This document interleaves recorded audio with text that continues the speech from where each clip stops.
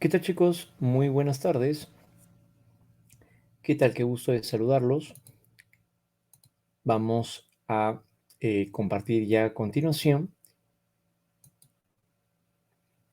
el desarrollo ya de nuestro material, para lo cual ya estoy compartiendo pantalla. A ver, ¿me confirman si se puede captar?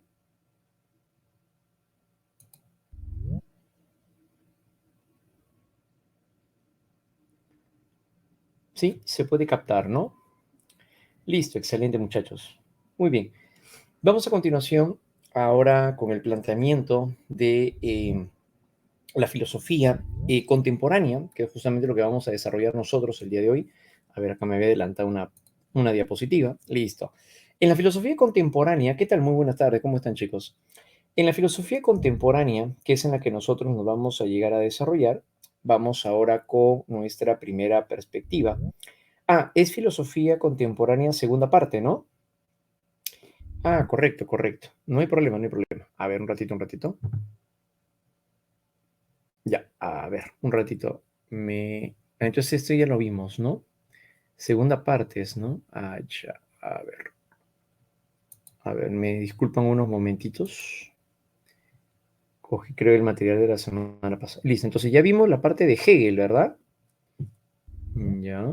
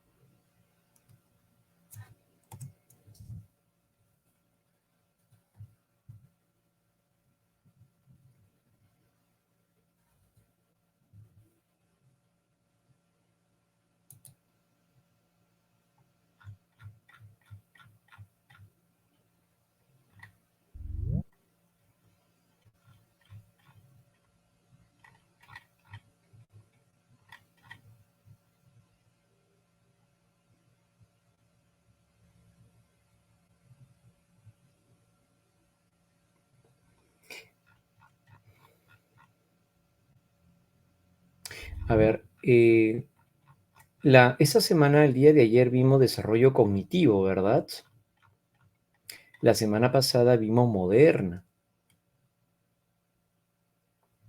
Claro, ¿no? Entonces, si es la semana 5 está bien, pues. Estamos viendo filosofía contemporánea recién.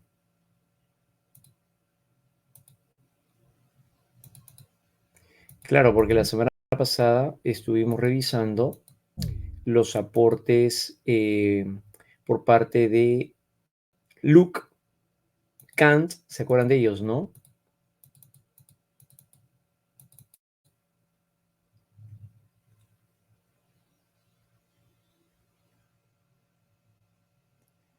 Claro, entonces, claro, eso correspondería ya a filosofía contemporánea, pues está bien, ¿no? Está bien lo que estamos haciendo. Claro, así es, ¿ya? Ya, no hay problema, no hay problema. Bueno, sí, dice aquí raro. Ah, ya, listo. Ya, estamos bien entonces, ¿ah? Filosofía contemporánea entonces, ¿ya? Listo, no hay problema, chicos. A ver, entonces, lo que vamos a ver, claro, porque la semana pasada entonces vimos a Kant, vimos a Luke, vimos a René Descartes, pues, ¿no? Sí, las tres corrientes, racionalismo, empirismo y criticismo. Claro, eso fue lo que vimos la semana pasada. Entonces, claro, entonces hoy día ya toca con filosofía contemporánea primera parte. Claro, así es, ¿ya? Entonces, tocaría ya filosofía contemporánea primera parte. Ya estamos bien entonces por ese lado. Cuando hablamos acerca del desarrollo de la filosofía contemporánea, uno de los puntos claves cuando hablamos acerca de la filosofía contemporánea es tener en cuenta sobre todo el valor por diversas temáticas que se van a trabajar. Como nosotros ya hemos visto en Historia de la Filosofía, estuvimos viendo, por ejemplo, las diversas temáticas cuando se da el periodo sistemático, donde aparece Platón y Aristóteles. El tema fue diverso también, por cierto. En la Edad Moderna, que estuvimos revisando en la última semana, el tema fue dentro del ámbito del conocimiento, es decir, la nociología, el problema del conocimiento, nociología. Pero por otro lado, ya cuando estamos más bien ahora dentro del campo de la filosofía contemporánea, se llegan a ver diversos aspectos, entre ellos tanto la parte metafísica como la parte científica. Desde ahí es importante ir recalcando la diferencia. Cuando hablamos acerca de la filosofía hegeliana, es un aspecto basado sobre todo también hacia la idea absoluta, lo abstracto, ideal, en el punto de vista idealista.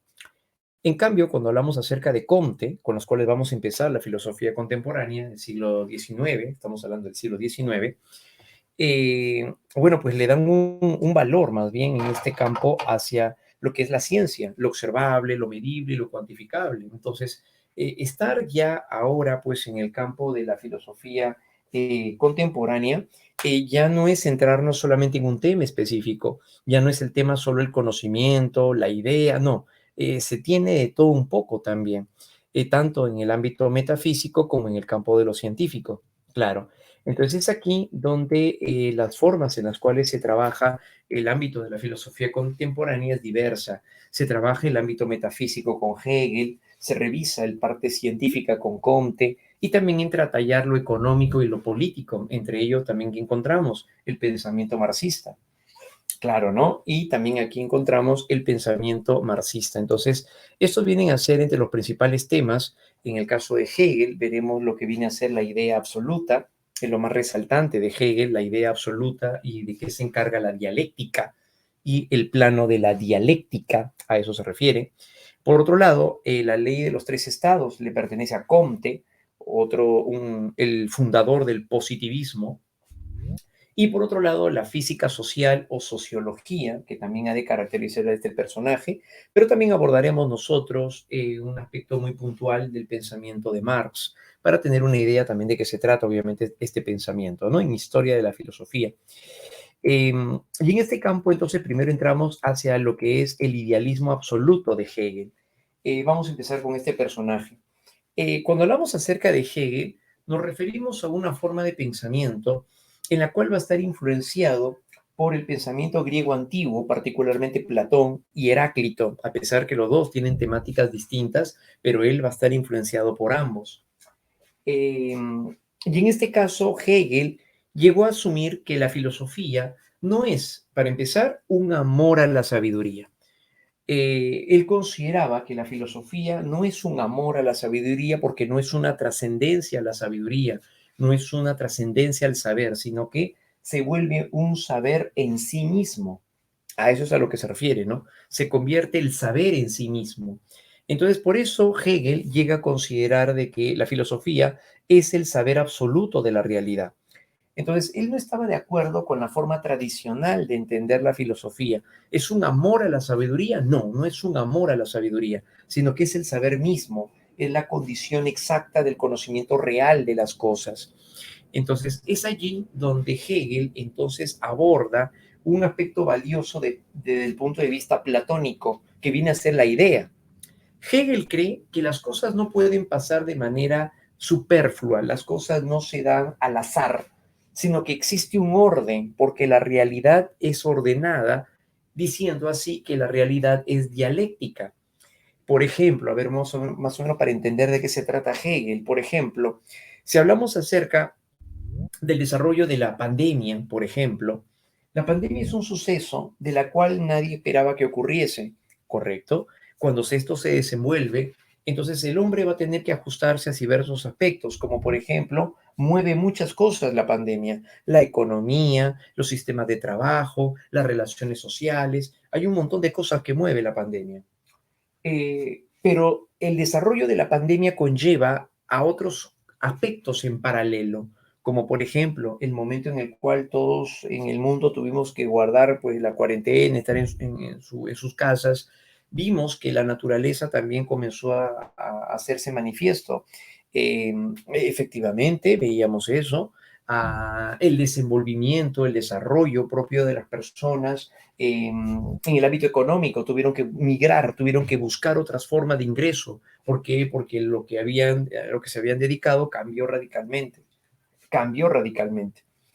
Entonces, de tal manera, pues que ahora lo que sucede es que vamos a tener que acomodarnos hacia nuevas circunstancias, claro. Entonces, cuando todo eso pasa, hay gente que descubre cosas nuevas, como por ejemplo, hay personas a las cuales se desenvolvieron en un nuevo contexto y dieron un nuevo giro a sus trabajos. Yo me dedicaba a esto y me dedicaba a aquello, me dedicaba a las ventas, pero no me di cuenta de que también era bueno para hacer esta otra cosa.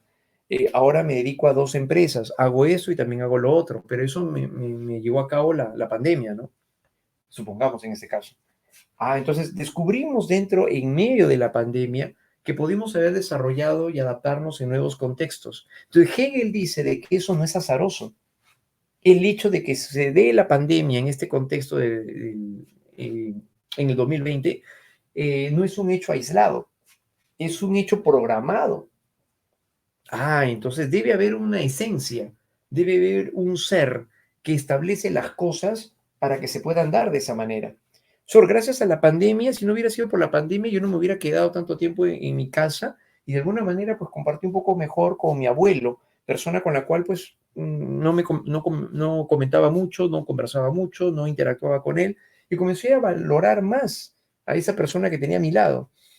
Entonces, producto de la pandemia me hizo asumir eso, el valor de la familia, el valor del ahorro. Hay que hacer esto, aquello, lo otro. La familia se une para apoyarse entre ellos. O sea, no fue de la nada que todo esto ocurrió, sino que hay un orden universal. Entonces, Hegel cree que las cosas que suceden es porque existe un orden. Ajá. Efectivamente, si queremos llamarlo de esa manera, si la idea de las cosas pasan por algo, si queremos verlo de esa forma, calzaría con Hegel. Ya, eso calzaría con Hegel, ¿no? Claro, así es. Entonces no hay nada azaroso, dice Hegel, pues las cosas están concatenadas y que suceden entonces eventos de las cuales están programadas. Y Hegel, influenciado por Platón, entonces también asume de que existe una fuerza universal que provocaría estas cosas, este orden, este logos, y le llama idea absoluta. Y le llama idea absoluta. Por eso el nombre de idealismo absoluto. Claro. Entonces, la idea absoluta se va a llegar a entender como la manera en la cual entonces plasmamos un orden en todas las cosas. Entonces, aquí conocemos un poco más acerca de Hegel. Hegel, considerado el máximo exponente del idealismo alemán, efectivamente, porque el primero en desarrollar el idealismo alemán se le considera Kant, pero después de Kant vinieron otros, pero Hegel es el máximo exponente. Estuvo influenciado por el cristianismo radical de sus padres y concibiendo también así la necesidad de comprender dos aspectos esenciales, la naturaleza y el espíritu. La naturaleza lo entiende Hegel como aquello que está a tu alrededor, y el espíritu se refiere a la mente, la conciencia del hombre, claro. Entonces, hay dos cosas que él quiere entender también Hegel. Uno es qué es lo que pasa allá afuera, qué mueve todas las cosas, qué hace que la pandemia se haya dado y qué provocó luego de la pandemia. Entonces, hay algo que pasa allá afuera en sí. Y el espíritu se refiere a lo que es el hombre en sí mismo, su intimidad, su conciencia, su ser. Entonces, él quiere entender esos dos aspectos, la naturaleza y el espíritu. Estuvo influenciado además por acontecimientos como el de la Revolución Francesa. ¿Qué significa? El acontecimiento de la Revolución Francesa, para Hegel, no es un evento aislado. Tuvo que darse en algún momento la opresión de un pueblo para que luego viniera la reacción del mismo. Y producto de esa reacción frente a esta tiranía, se gesta una nueva sociedad. Tuvo que pasar la Revolución Francesa para que se generara una nueva sociedad, mejorada, transformada, con nuevas ideologías, qué sé yo. Entonces, ¿fue necesaria la Revolución Francesa? De ser necesaria, tuvo que haber sido así, ¿sí? Entonces, y no es un evento fortuito, sino que tuvo que haber pasado eso para que generara un cambio radical de forma póstuma. Es más, incluso la Revolución Francesa se le toma como punto de referencia para el cambio hacia una nueva etapa de la historia. Hacia una nueva etapa de la historia, sí. Entonces de tal manera que la Revolución Francesa generó un gran impacto, sí, y eso no fue azaroso, diría Hegel. Entonces los episodios, los acontecimientos que se dieron de la Revolución Francesa van a permitir entonces ahora un desenvolvimiento más complejo y mucho más sistemático, ¿no? En diversos campos. Entonces, Es aquí donde encontramos ello. Considera entonces este acontecimiento como una magnífica salida de sol, lo vincula, ¿no? Metafóricamente hablando, una sublime conmoción, una exaltación del espíritu que ha hecho estremecer al mundo de emoción. Ajá. Es decir, la Revolución Francesa se entendería como un hecho histórico que generó un impacto necesario, ajá, para el desarrollo de una nueva sociedad. Entonces, también de esta manera Hegel consideraría entonces que los hechos, así como la Revolución Francesa, muchos otros, bueno, en nuestro contexto ahora la pandemia, no son al azar, son episodios necesarios que se dan para que se puedan construir nuevas formas, nuevas expresiones, nuevas realidades. A raíz de esto entonces estuvo influenciado por el idealismo objetivo de Platón y valoró el orden racional de la realidad. A eso se refiere. Si nada es azaroso, entonces es porque todo tiene un orden, ¿sí? Y ese orden algo lo provoca, por supuesto, el logos, en lo que él llamará luego el logos universal. El logos universal. Entonces él se va a encargar de poder generar todos estas eventualidades. Considero que todos los sucesos del mundo pertenecen, son expresiones necesarias de una misma razón que se va desplegando en pasos concatenados a lo largo de la historia humana. Por eso es que al final él considera que viene a ser al final la filosofía. La filosofía no es otra cosa más que una concatenación de hechos históricos que se van llegando a presentar de manera continua. Ajá, de esta manera. Bien, entonces estos eventos que se van a llegar a presentar van a llegar a ser pues bastante complejos, sobre todo dentro de su expresión y su desenvolvimiento, ¿no? Sí. Ajá. Entonces el manejo que se va a llegar a tener dentro del llamado idealismo absoluto va a llegar a ser entonces un aspecto bastante interesante para poder comprender de qué manera es entonces que las cosas se van dando. Sobre entonces nada está azaroso, nada está fuera del contexto de la razón universal, no, todo está dentro de la razón universal. Esa idea de que todo pasa por algo, Hegel le daría un gran valor, pues, ¿no? Claro, ¿no? Efectivamente. ¿Por qué? Porque todo está programado, pues. Todo está concatenado a partir de una razón universal. Ajá. En algún momento, tal vez, como cuando alguien, dentro de poco con ustedes, ya están en la universidad y encuentran a alguien con la cual dicen, no, no me voy a enamorar, he venido solamente a estudiar, voy a dar lo mejor de mí y el amor no va a ser para mí, porque nadie nació para mí, ni yo nací para nadie. Pero sin embargo, el destino es caprichoso y conoces a alguien. Y esta persona con la cual conoces luego es con la que le dices a lo mejor, oye, es curioso, pero yo no iba a postular este año, ni tampoco iba a postular en ese vez. Solamente lo hice porque mis papás querían que postulara, dice ella. Tú, varoncito de la biología, dices, ¿qué? ¿En serio? O sea, si no hubieras postulado, no nos hubiéramos conocido. Efectivamente. ¡Ah! ¿En serio? Oh. Oye, pero las cosas pasan por algo, ¿no? Claro, así es. ¿Qué? ¿En serio? Claro, eso ocurre, ¿no? Eso ocurre. Oye, pero ¿quién iba a pensar? Es más, yo ni siquiera tampoco iba a postular a San Marcos, ya con tanta cosa, yo iba a postular a una particular. Pero yo dije, bueno, ya mi último intento, y lo hice, ingresé y aquí estoy.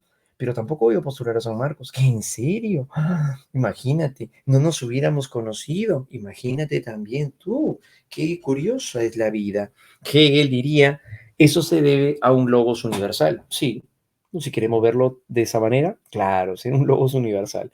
¿Por qué? Porque al final todo está concatenado y existe a partir de un evento. Entonces no es una casualidad que al final estemos juntos, no, no es una casualidad. Todo estuvo armado, todo pasó en momentos adecuados y oportunos para que pudiera darse lo que ahora existe, una historia. Ajá. Entonces, eso es lo que justamente decía Hegel. Entonces de esa manera, Hegel dice que todas las cosas existen y cambian y se dan de varias maneras a partir de un logos que mueve todo, la idea absoluta o logos universal. A partir de eso de lo que Hegel desarrolla el conocido panlogismo. Pans es un prefijo que significa todo, logos, logismo, viene de razón, todo es racional. Hegel entonces contempla de que las cosas generan cambios y que nada está estático, sino que todo está en constante movimiento. Ahí aparece la influencia de Heráclito. Como por ejemplo, la naturaleza en sus inicios fue así, como lo vemos en esta parte a su izquierda. Con el hombre, las fábricas y la contaminación se dio de una manera tal que esto fue lo que predominó. En épocas como la pandemia, frenaron las fábricas, cambiaron algunas cosas y por un breve momento tal vez regresó la vida natural como fue inicialmente. ¿Se acuerdan cuando salieron las noticias y decían que el agua estaba más cristalina, que habían hasta peces, creo, en el río Rímac? Cosa que era insospechado porque a la final, pues ahí habían hasta llantas.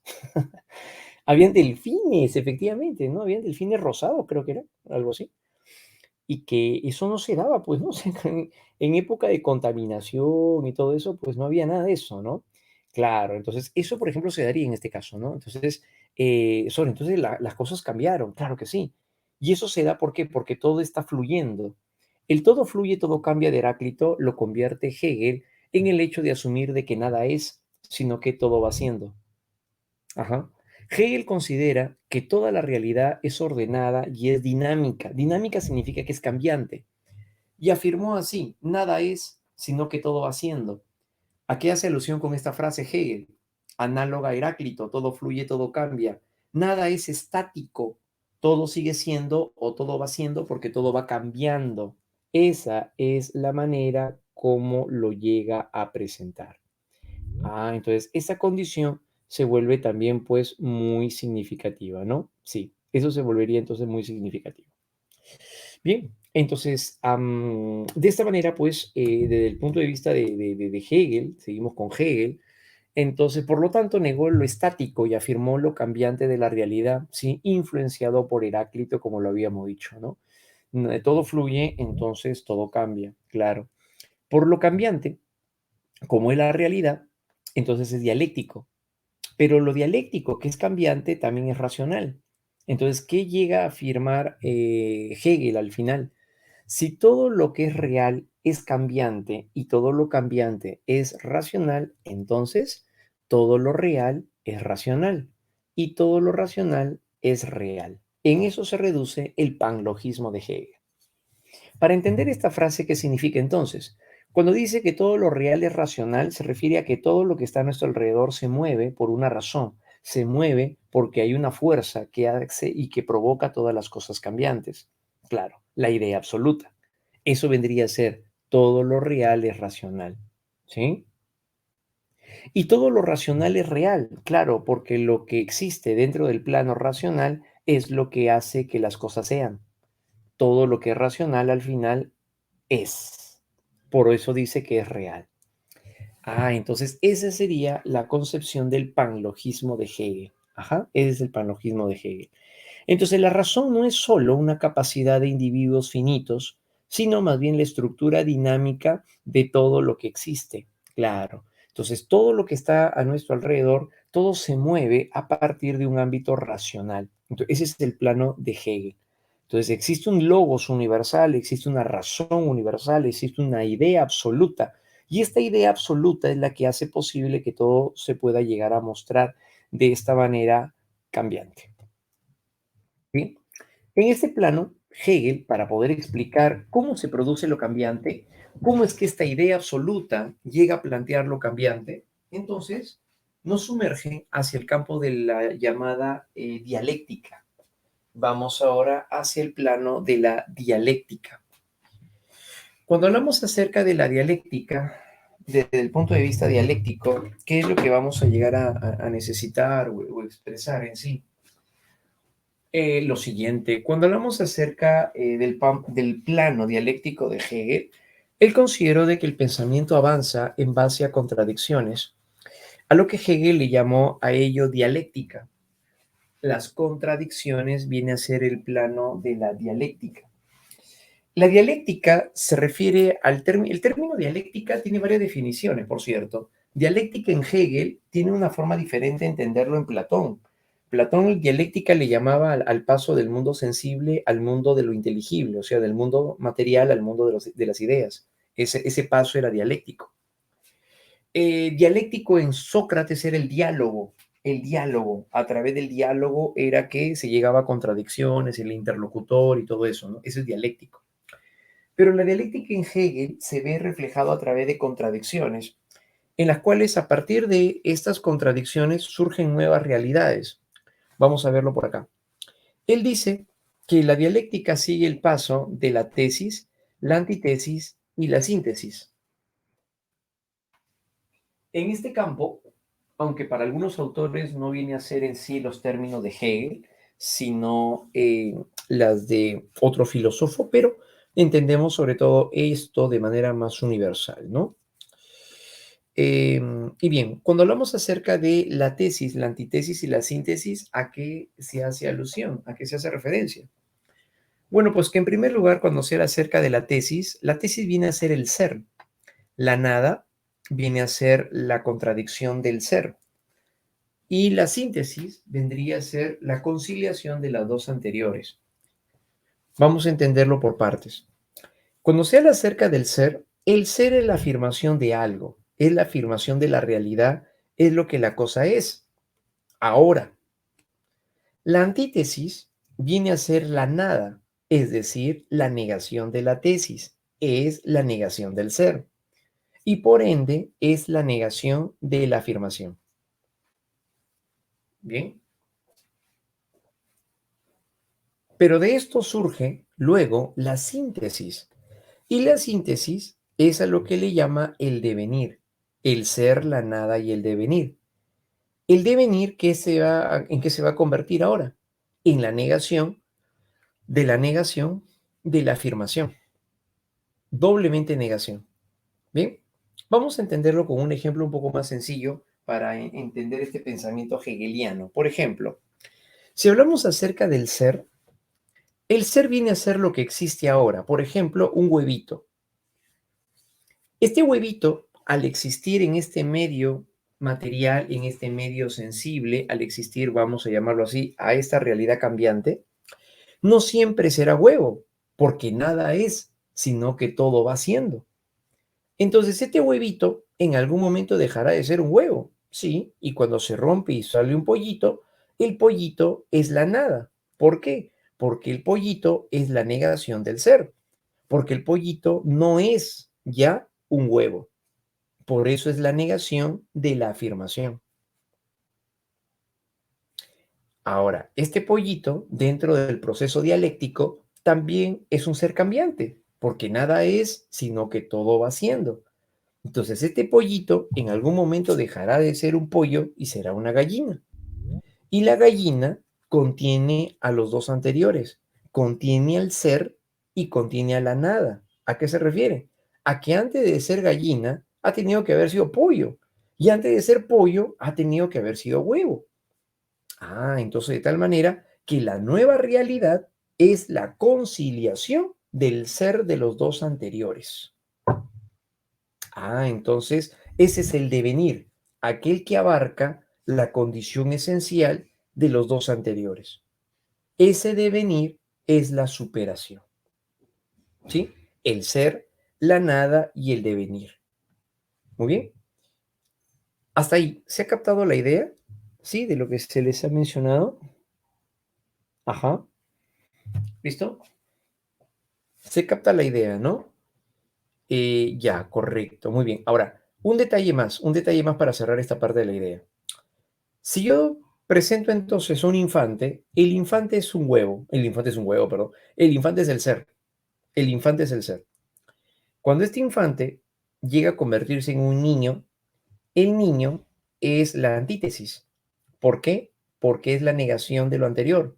El niño ya no es un infante, entonces es la negación de lo anterior. Pero ese niño que está en un proceso dialéctico dejará de ser niño y será un adolescente. El adolescente será el devenir. ¿Por qué? Porque es la negación de la afirmación. Es doblemente negación, sí, porque ya no es un niño ni tampoco es un infante. Es doblemente negación. Muy bien. Pero ese adolescente, que es la síntesis, a su vez se vuelve la nueva tesis. Claro. Hay una nueva tesis ahí, claro que sí.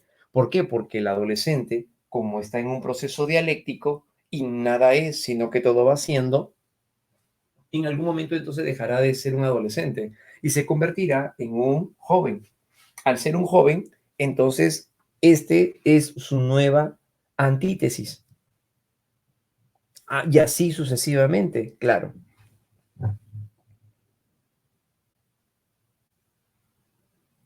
Ajá. Claro, así es. Ahora, solo que en términos de Hegel no se utilizaría el término de evolución, porque eso es más naturalista, eso es biologicista. Claro, en términos de Hegel simplemente llamaría el proceso como un proceso dialéctico, así como él lo considera, ¿no? ¿Qué significa un proceso dialéctico? Un proceso de cambios continuos. Y los cambios continuos que implican superación, pues. ¿Por qué? Porque el adolescente será mejor que el infante, claro, porque es más independiente. Pero entre un adulto y un adolescente, el adulto es mejor que un adolescente, claro, se adapta mejor. Entonces, eso es devenir, devenir es superación en todo momento. Claro, ¿no? Solo que en términos de Hegel no le llamaría evolución, ¿no? ¿Por qué? Porque esto es más naturalista, como le digo, ¿no? Es más biologicista. Y Hegel no es biologicista, no es naturalista, porque si no sería material. Y él no valora lo material, sino lo ideal. Ujú. Claro, así es, en ese sentido, ¿no? Él valora más lo ideal, a eso es a lo que se referiría, ¿ya? Entonces, ya a las finales, entonces, la síntesis se vuelve una nueva tesis y así sucesivamente seguirá el proceso, claro, de forma infinita, porque la dialéctica es un proceso infinito, un proceso cíclico de forma infinita. Eso es lo que va a llegar a suceder a partir de eso. ¿Ya? ¿Listo? Muy bien. Entonces, a ver, claro, a ver en la diapositiva anterior.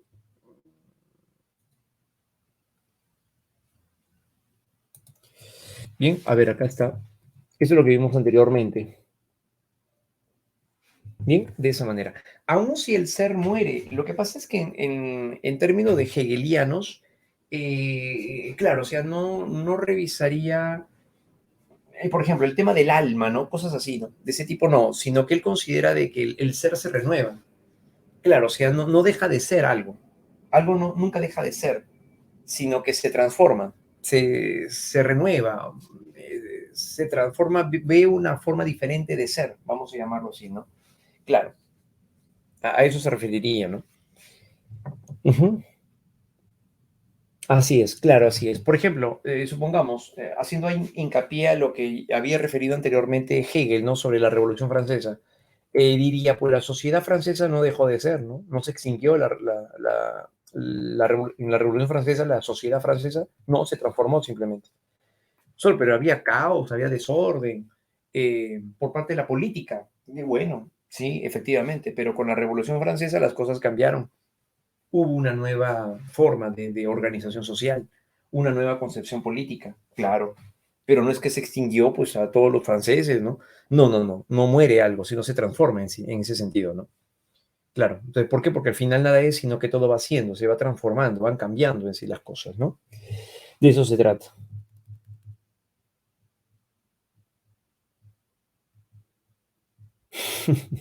No, pollo a la brasa, no, pues porque ya no habría forma, ¿no? Lo que pasa es que este ejemplo que yo les he dado es un ejemplo en un sentido material, para que se entienda, o sea, para materializarlo, porque todo esto es abstracto.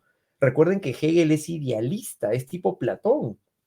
Que Platón no va a alejar todo aquello que tenga que ver con la materia, con lo sensible. Claro, solo que el ejemplo que yo les estoy dando es un ejemplo material para que se entienda. Claro, igual que en este caso, ¿no? O sea, sigue la dialéctica y llega a ser anciano. Después de anciano, ¿qué hay? Ya no hay nada. Entonces, ¿ahí acabó la dialéctica? No, no, claro que no. ¿Por qué? Porque el proceso dialéctico es infinito. Solo que este es un ejemplo, nada más para que se entienda, que estamos hablando de un proceso de cambio. A eso se refiere, ¿no? A eso se refiere, ¿ya? Entonces, claro, por eso no podría ser, digamos, de pollo, pues apoyo a la brasa, no, pues ya dejaría de ser el pollo, ¿no? Ya no hay dialéctica, pues, ¿no? Ya no, en ese sentido no, pues, sino en el sentido idealista, ¿no? Claro, es el concepto, en el sentido ideal. Por eso el concepto que da Hegel sería ideal. Solo que yo les pongo el ejemplo de la gallina y del pollito para que se entienda. Pero no, pues si nos quedamos con Hegel solamente sería eso. El ser es, y luego viene la nada, que es la negación del ser, pero sigue formando parte del proceso dialéctico, y viene el devenir, que es la superación de las dos. Y uno no entendería eso. ¿Qué está hablando? ¿Qué es eso del devenir, del ser? No entiendo nada. Claro, pero este ejemplo es material para que se entienda. A eso me refiero. ¿Ya? Ujú. Claro que sí.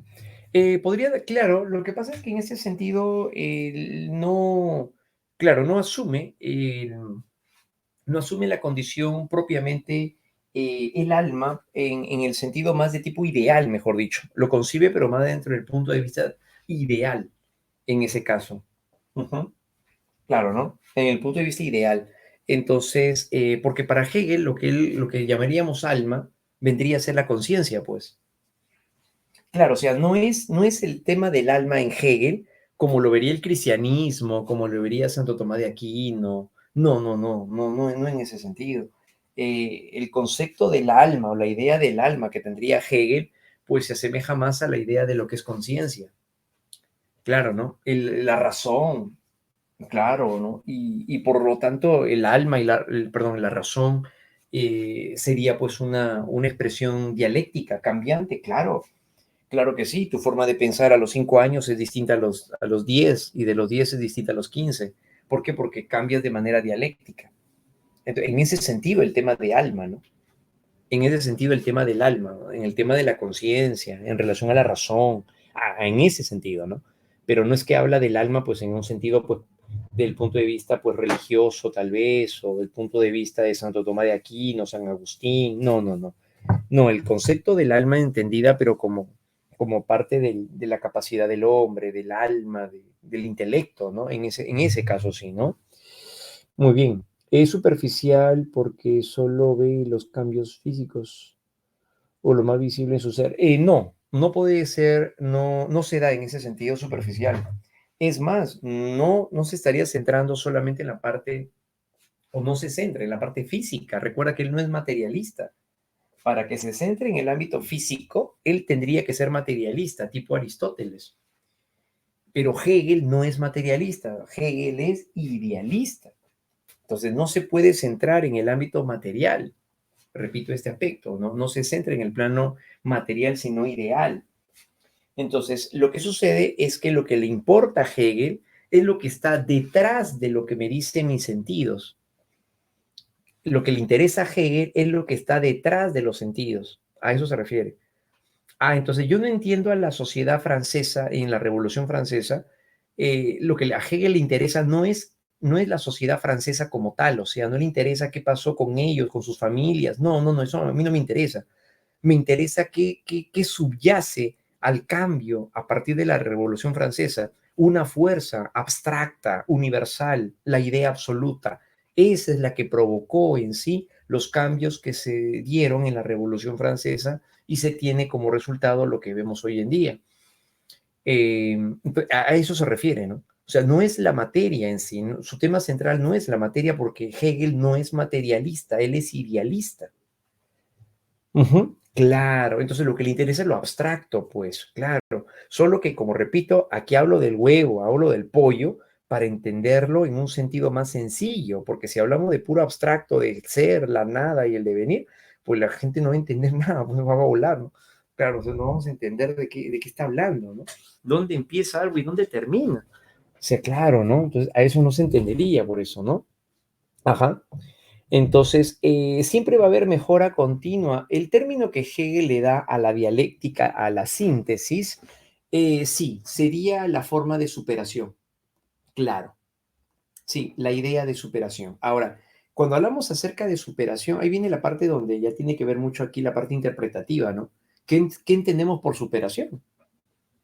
¿Qué entendemos por superación?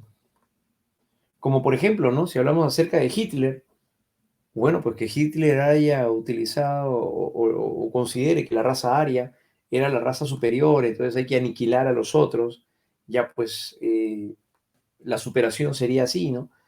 Bueno, eso no es favorable, ¿no? Un genocidio. Entonces, si hablamos de superación, ¿cómo entendemos el concepto de superación? Hegel entiende para esto, la parte de la superación, las condiciones que favorecen en sí, pero no a uno, pues. Es lo que favorece en un sentido amplio, en el ser general. A eso se refiere, ¿no? ¿Qué es lo que favorece para todo? Ujú. En ese sentido, la parte de la superación.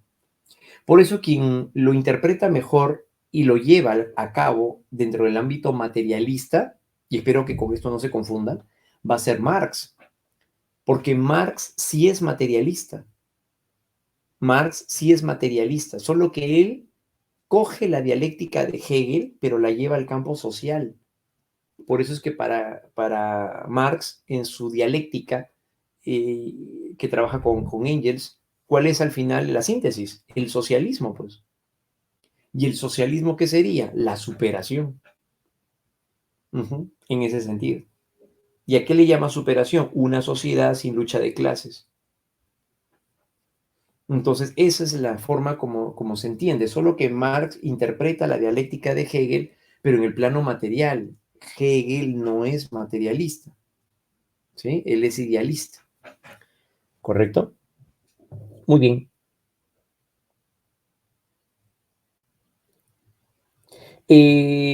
Claro, lo que pasa es que Hegel lo define así incluso. El ser, ¿qué viene a ser? Es el inicio del filosofar. Así lo llama. Para Hegel, el ser es el inicio del filosofar. Claro, ¿no? El ser es el inicio del filosofar. Y a partir de ello es donde se da una concatenación de hechos o de procesos dialécticos que se dan de manera infinita. Claro, ¿no? Pero sí existiría un inicio, ¿no? Que sería el ser, ¿no? Que es para él el inicio del filosofar. Sí, así lo denomina él, ¿no? ¿Ya? Listo, muy bien, excelente muchachos. Listo, entonces Hegel, a partir de ello, entonces le da un gran valor muy significativo hacia la manera como nosotros tejemos, elaboramos, entonces las construcciones del medio. Hegel consideró a partir de eso que el espíritu también ha de pasar por diversas transformaciones. Entonces la transformación del espíritu, como lo entenderemos también en Hegel, va a ser que el hombre se transforma, su mente, su conciencia se transforma. Ajá. Entonces, por eso, en este caso, señalaría por eso, desde el punto de vista de Hegel, nada es sino que todo va siendo, todo se va transformando. Las cosas no se dan de manera estática, sino que todo seguiría en un plano cambiante. Pero recuerden que él es idealista. Él es idealista. ¿Correcto? Él es idealista.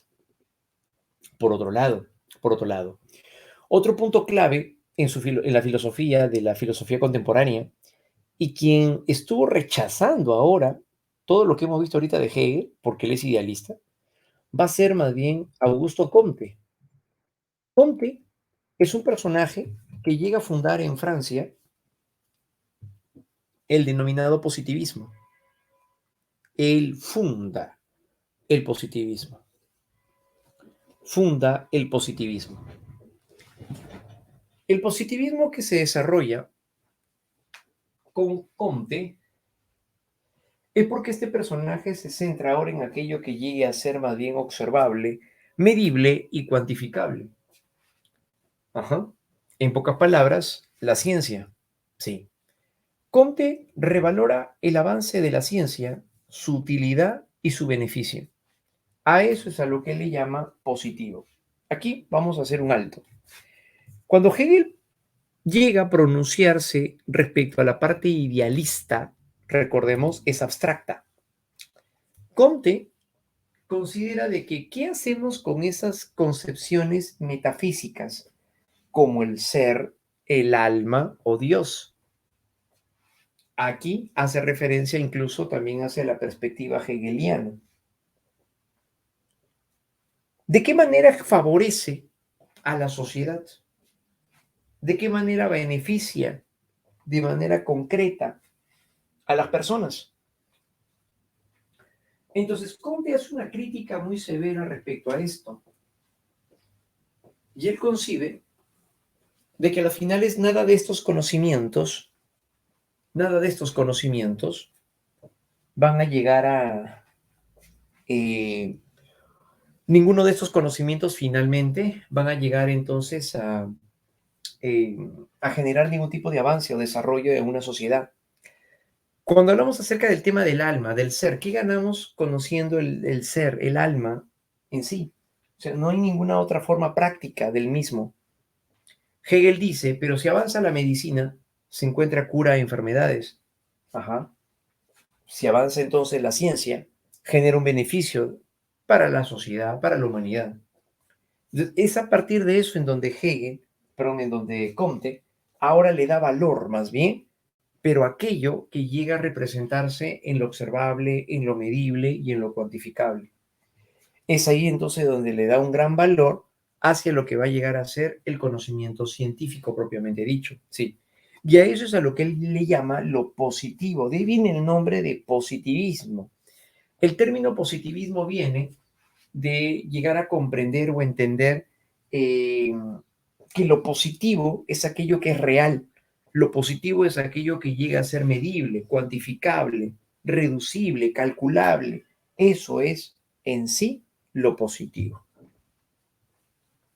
Bien, entonces en ese aspecto es ahí donde encontramos esta característica. Sí, Comte entonces revalora el avance de la ciencia, su utilidad y su beneficio. Esa es la parte del positivo. Esa es la parte de lo que entiende él por positivo. Y considero que la labor de la filosofía ahora es sistematizar e integrar a la ciencia hacia un único fin. ¿Para qué permitiría la ciencia? La ciencia permite transformar la sociedad. Para eso serviría la ciencia, para transformar la sociedad. ¿Ya? Entonces, eso vienen a ser los recursos más significativos de lo que de lo que se va a llegar a tener en cuenta. Pues claro que sí, de eso se trata. Ajá. Considero que la labor de la filosofía ahora era entonces sistematizar e integrar a la ciencia hacia un único fin, por eso, que era transformar la sociedad. Es así que afirmó, en un sentido estricto, una valoración hacia lo real y lo verdadero, aquello que se reduce a lo observable, a lo medible y a lo cuantificable. Es ahí donde viene o recibe el nombre de lo positivo. ¿Qué es lo que se va a entender entonces como positivo? Lo positivo es aquello que tiene estas cualidades, aquello que es observable, aquello que es medible, aquello que es cuantificable. A eso es a lo que se le va a llamar lo positivo, ¿ya? Con esta valoración, entonces, se opuso radicalmente a todo lo metafísico, como vimos, el alma, el ser y Dios. Entonces con Comte las cosas cambian y se enfocan ahora hacia un aspecto mucho más cientificista, ¿sí? Hacia un aspecto más cientificista, ¿no? Esto es justamente entonces lo que lo va a llegar a aproximar, hacia un aspecto más de tipo cientificista. Entonces así es como se llega a establecer estas condiciones, ¿no? Dadas por Comte. Muy bien, de esa manera, ¿no? Ajá, correcto. De esta forma, entonces, postuló que la solución definitiva y última a todos los problemas que aquejan al género humano, en donde yace en la ciencia. Entonces, Comte ya se va a un extremo en donde considera que todo tipo de solución de problema que aqueja al ser humano, ¿dónde lo encontramos? Lo encontramos en el campo de la ciencia. Ahí es donde aparece. Ahí es donde se desenvuelve. Sí, efectivamente. ¿Listo? Obras. Entre las obras más importantes que tenemos de Comte, tenemos el Catecismo Positivista y también tenemos el discurso sobre el espíritu positivo. Y también tenemos el discurso sobre el espíritu positivo. Pero entonces, en este primer aspecto, ¿de qué nos damos cuenta? De que Comte entonces le da valor dentro del campo de lo que viene a ser la ciencia. Y si eso es lo observable, lo medible, lo cuantificable, entonces va a estar en contra de los aportes de Hegel. Claro, porque Hegel es idealista. Entonces le da una valoración totalmente distinta, ¿no? Claro, efectivamente. Le va a dar entonces así una valoración totalmente distinta. ¿Ya? Muy bien. Entonces, de acuerdo a esto, Comte, entonces viene una crítica hacia todo el ámbito metafísico de esta manera, ¿no? Sí, efectivamente sería más bien contrapuestos, ¿no? Sí. ¿Y su fase negativa cuál es? La crítica que hace a la metafísica. Entonces, ¿por qué? Porque nada de eso es observable, ni medible, ni cuantificable, no genera ningún tipo de utilidad. Entonces, ¿para qué desarrollarlo? El ámbito metafísico no es una forma de conocimiento real, atrasa las condiciones que se pueden llegar a plantear. Por eso plantea una fase negativa. En su fase negativa encontramos en un primer punto lo siguiente: observar, analizar y clasificar los hechos particulares, reconocer y fijar por inducción las leyes que presiden y determinan la existencia de los fenómenos sensibles, negando y excluyendo toda intervención de las nociones abstractas e ideas metafísicas. Es decir, rechaza todo aquello de lo cual tenga que ver con lo metafísico porque no es susceptible de medición, de comprobación y todo ello. He aquí la función propia y el método único para llegar al conocimiento de la realidad. Claro, es la única forma de poder establecer entonces las concepciones claras de lo que realmente se quiere. La verdadera filosofía, entonces, excluye de su seno,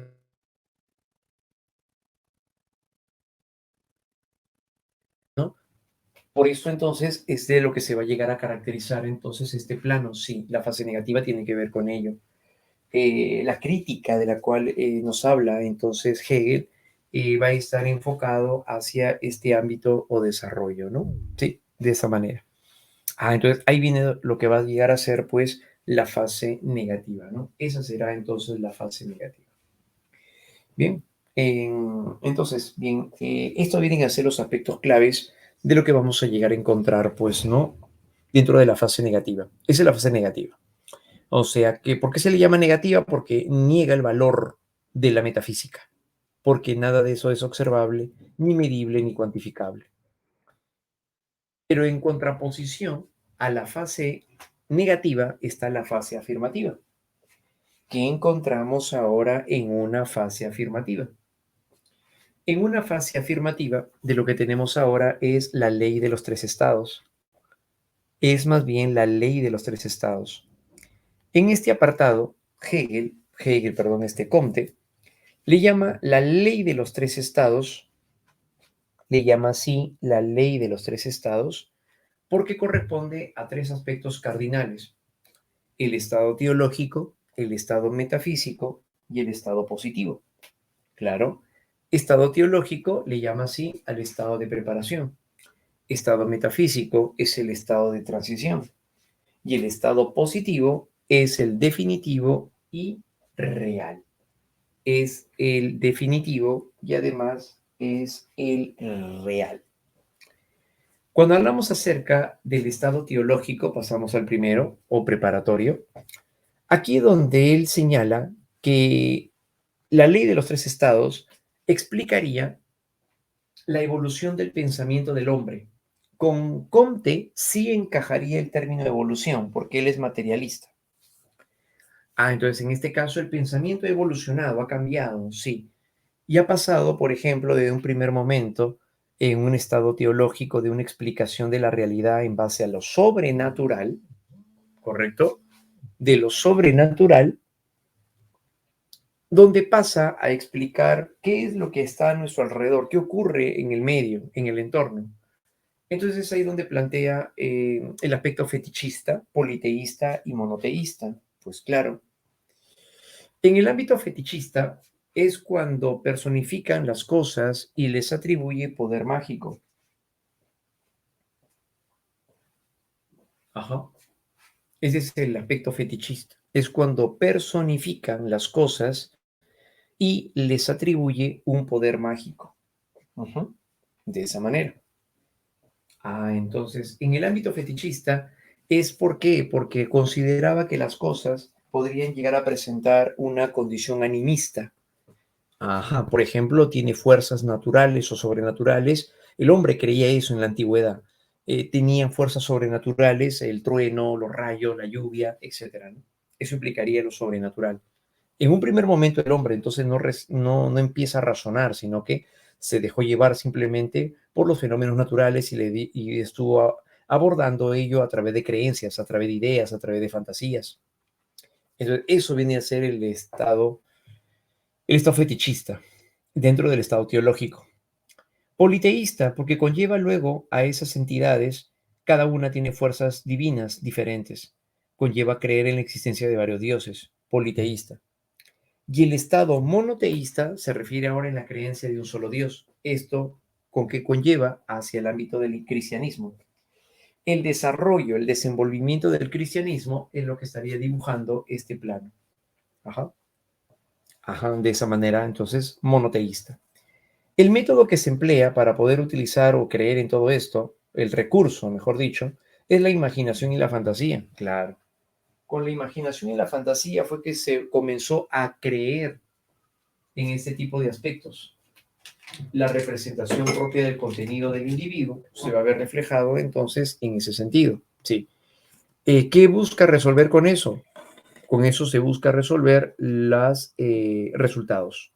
Se busca tener entonces a partir de ello resultados, ¿ya? Causas, mejor dicho, causas. ¿Por qué estaría llegando a suceder, no? ¿Por qué se estarían dando? Sí. Entonces, eso va a llegar a convertirse entonces en este primer plano, pues, ¿no? Sí, el estado teológico.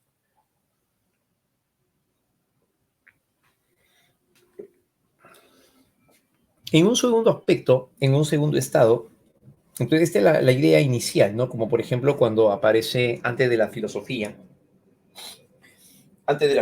hablamos acerca de Homero, Hesíodo, son aquellos que se encontraron dentro de una etapa prefilosófica que caracterizó el mito.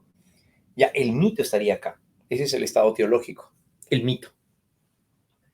Pero luego sabemos el paso del logos, perdón, del mito al logos.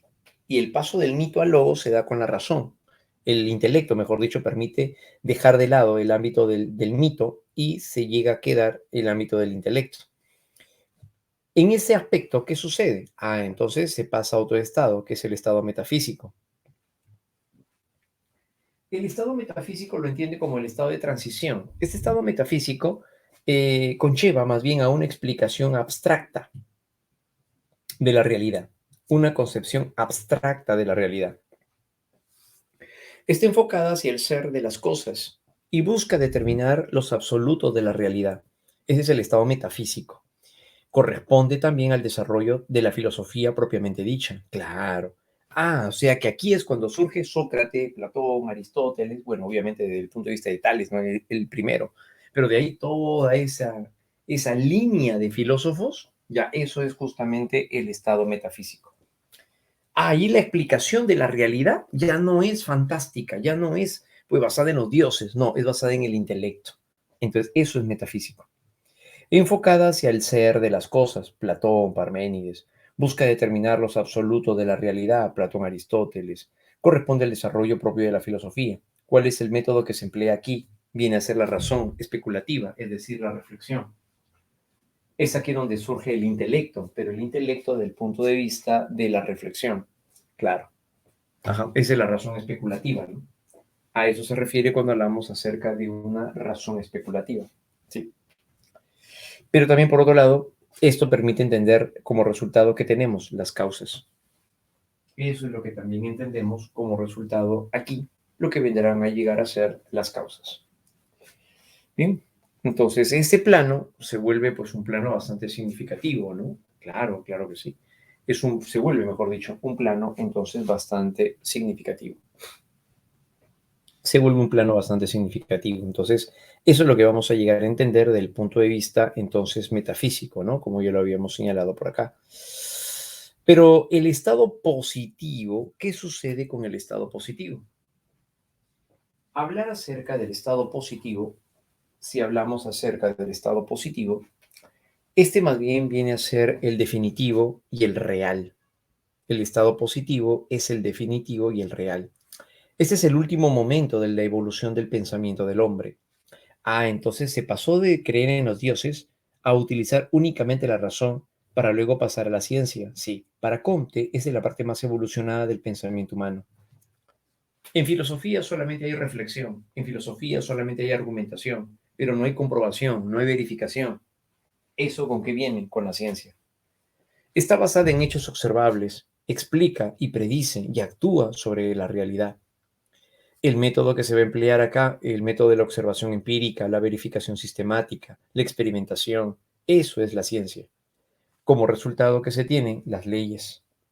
Leyes que explican los fenómenos naturales, lo que sucede también incluso a nuestro alrededor.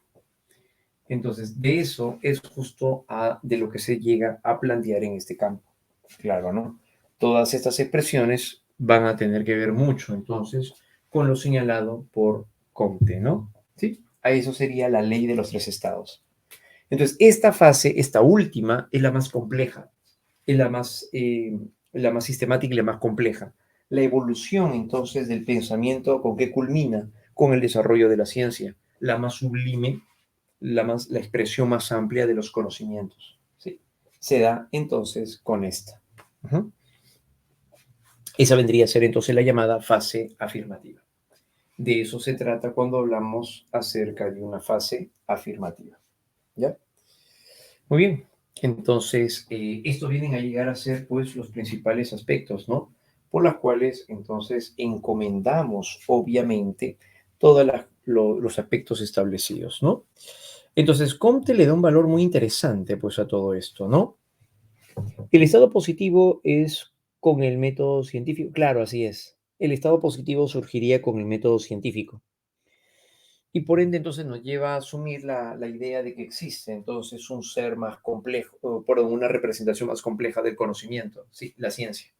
La ciencia es la que estaría expresando la forma más compleja del conocimiento. Sí, de esa manera. ¿Ya? Muy bien. Eso se daría entonces a partir de esto, ¿no? Sí, muy bien. Entonces, lo que estamos viendo, esto sería la llamada fase afirmativa, ¿no? De eso se trata en la fase afirmativa. ¿Ya?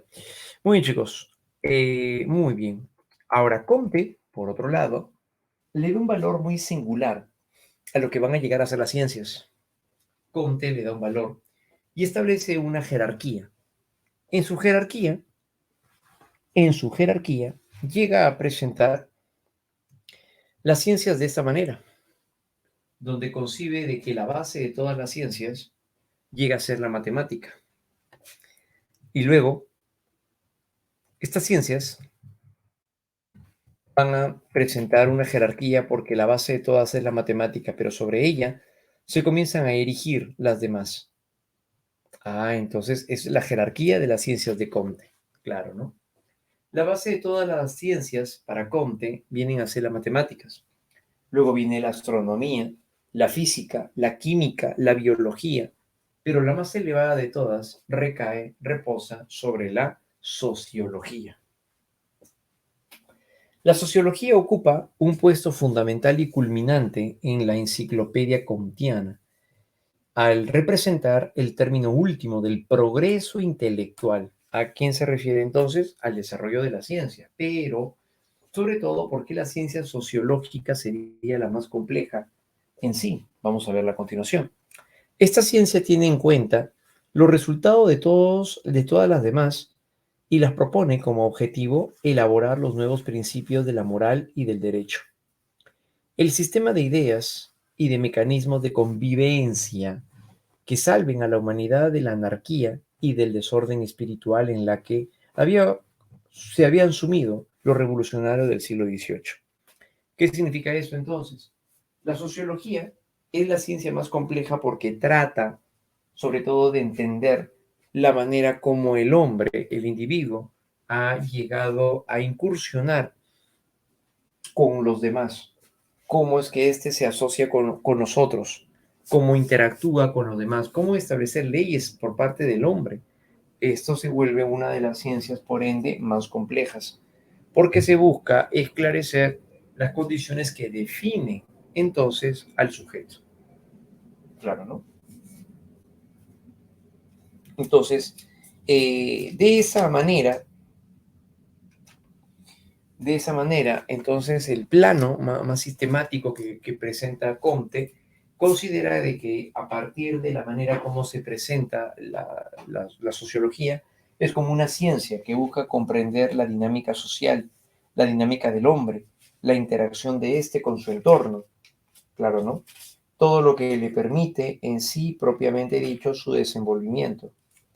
Entonces, la marcha de todo eso, el ajuste de todo eso, es lo que va a llegar a caracterizar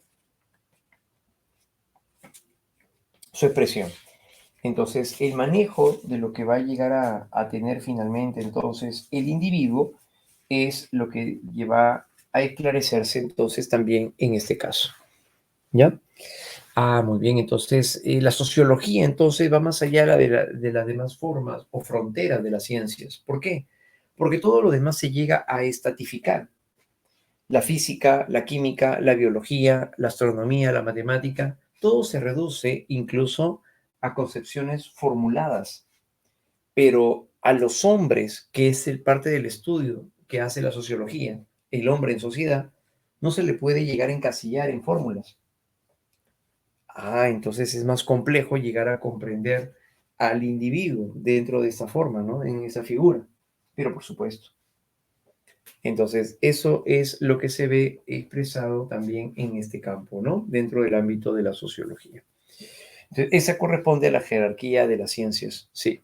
A eso se refiere dentro del campo de la jerarquía de las ciencias, ¿ya? Muy bien, entonces lo concibe a partir de ello, ¿no?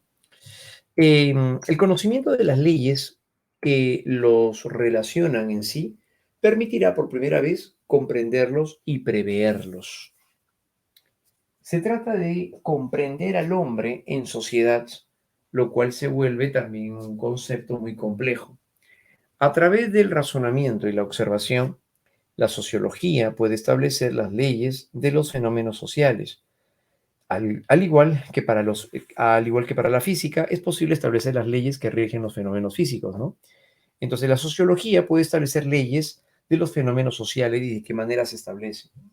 Entonces, comprender la manera como se desarrolla el individuo, entonces es lo que va a llegar a plantearse, ¿no? Claro, entonces este final va a llegar a ser entonces de esa manera. Cuando se constituya así la física social, quedará completado y por tanto también el sistema filosófico, ¿ya? Entonces se queda allí el aspecto filosófico. El aspecto central, entonces, de la filosofía va a llegar a tener entonces una concepción totalmente distinta, ¿no? Claro, el manejo de lo que nosotros vamos a ir estableciendo se va a ir planteando a partir de ello. ¿Listo? Muy bien, entonces a eso justamente es a lo que se va a llegar a presentar, ¿no? Claro, ¿no? Entonces, eso viene a ser justamente el manejo de lo que se presenta dentro del ámbito de la sociología. Entonces, el concepto de la sociología tiene un sentido entonces bastante significativo que se va a llegar a plantear en relación a ello. Por este lado, entonces, las ciencias están ordenadas en función a cómo han ido alcanzando su estado positivo. Claro, ¿no? Cómo se han estado dando entonces en el aspecto positivo. El positivismo entonces guarda una relación sobre todo entonces al avance, al desenvolvimiento de lo que se va a llegar a plantear en el campo de lo que es la ciencia. ¿Ya? Entonces, esto va a llegar a ser bastante significativo para ello. ¿Ya? Muy bien.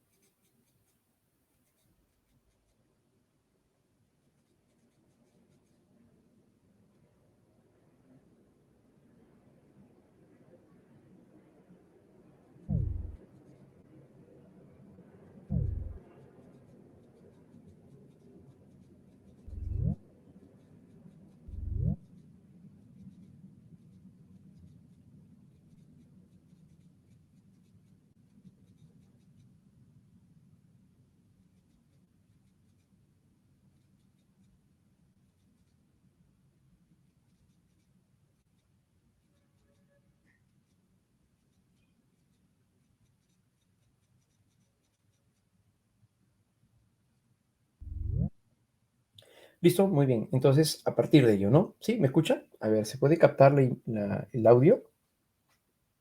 ¿Sí? ¿Ahora sí? Listo, muy bien. Excelente, muchachos. Muy bien, entonces a partir de ello, considero entonces que las ciencias requieren de las anteriores para desarrollarse, sobre todo también en complejidad. Claro, por supuesto, ¿no? La filosofía, según Comte, se vuelve teoría de la ciencia. Claro, es aquí entonces donde la filosofía, según Comte, entonces se vuelve teoría de la ciencia. Entonces, para esto, la forma como lo va entendiendo el pensamiento de Comte tiene sobre todo también estas características, ¿ya? Muy bien, entonces es justamente lo que vemos, ¿no? Claro, por supuesto. Entonces, Comte considera que la filosofía, ¿cuál es su participación de la filosofía en el campo de la ciencia? Bueno, pues que la filosofía permite el estudio analítico de la ciencia. A eso se refiere. Permite entonces el estudio analítico de la ciencia.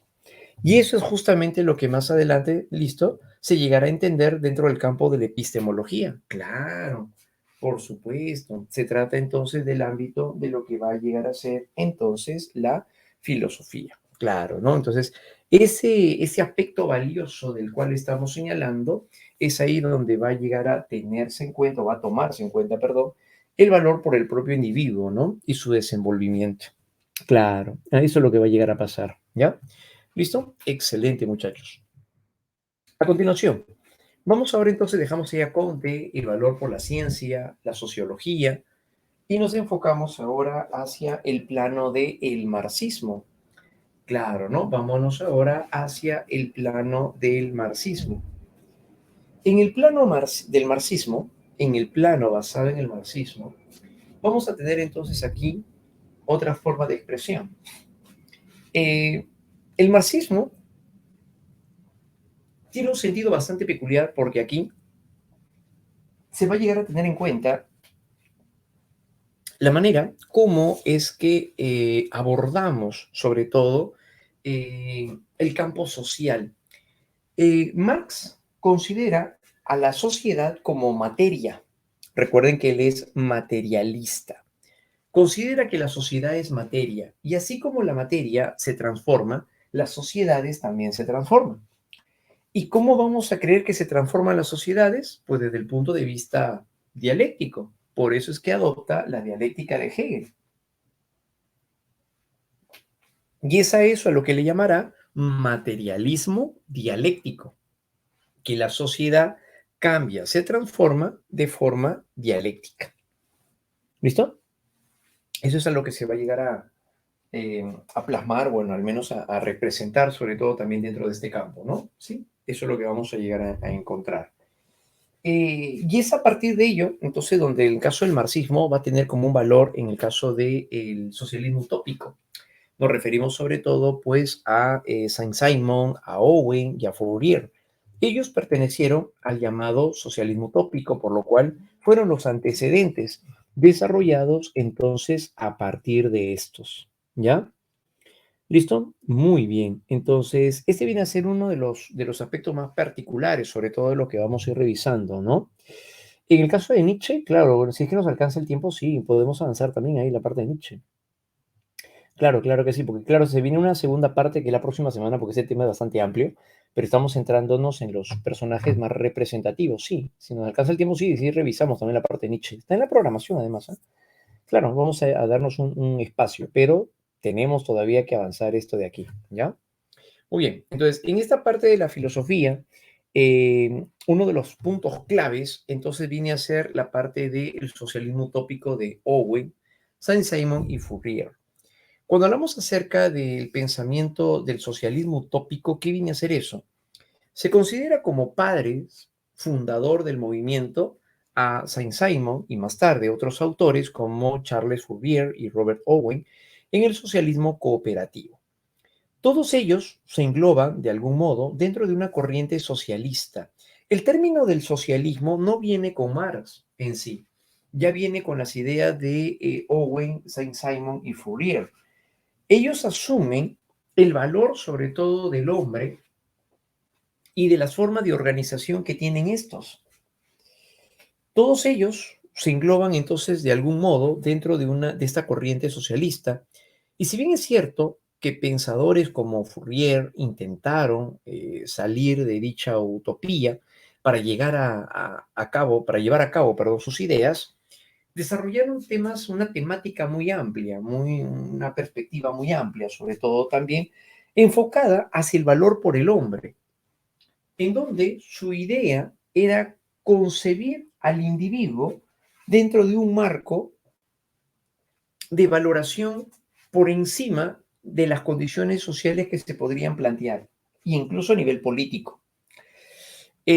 Por eso se le llamó utópico. ¿Por qué? Porque era una expresión muy idealista, bueno, idealista en el sentido de ser muy perfeccionista tal vez, ¿no? Muy perfecta, creer una idea muy perfecta de algo. Estos estudiosos de la vertiente del socialismo utópico basan el avance social en el reparto de los bienes en la comunidad, así como del trabajo. Entonces, entre las principales características, ¿a qué se refiere con un socialismo utópico? Y parte de esto es lo que extrae para Marx. En el socialismo utópico, considera de que debe de existir cooperación y que abogan en el entendimiento y la capacidad de colaborar juntos, sin necesidad de tintes egoístas o individualistas. Cooperación, no únicamente en el plano del trabajo. ¿Qué significa esto? La idea de socialismo utópico era considerar de que los hombres no deberían ir en contra de ellos, sino que al contrario, la idea de que ellos tenían era de que una sociedad desarrollada se basaba en la manera en la cual cada uno era partidario de apoyo y de colaboración hacia el otro. Pero como que eso en la realidad quizás no calza, ¿no? Como que acá la gente pues es más individualista y cada uno jala para su terreno.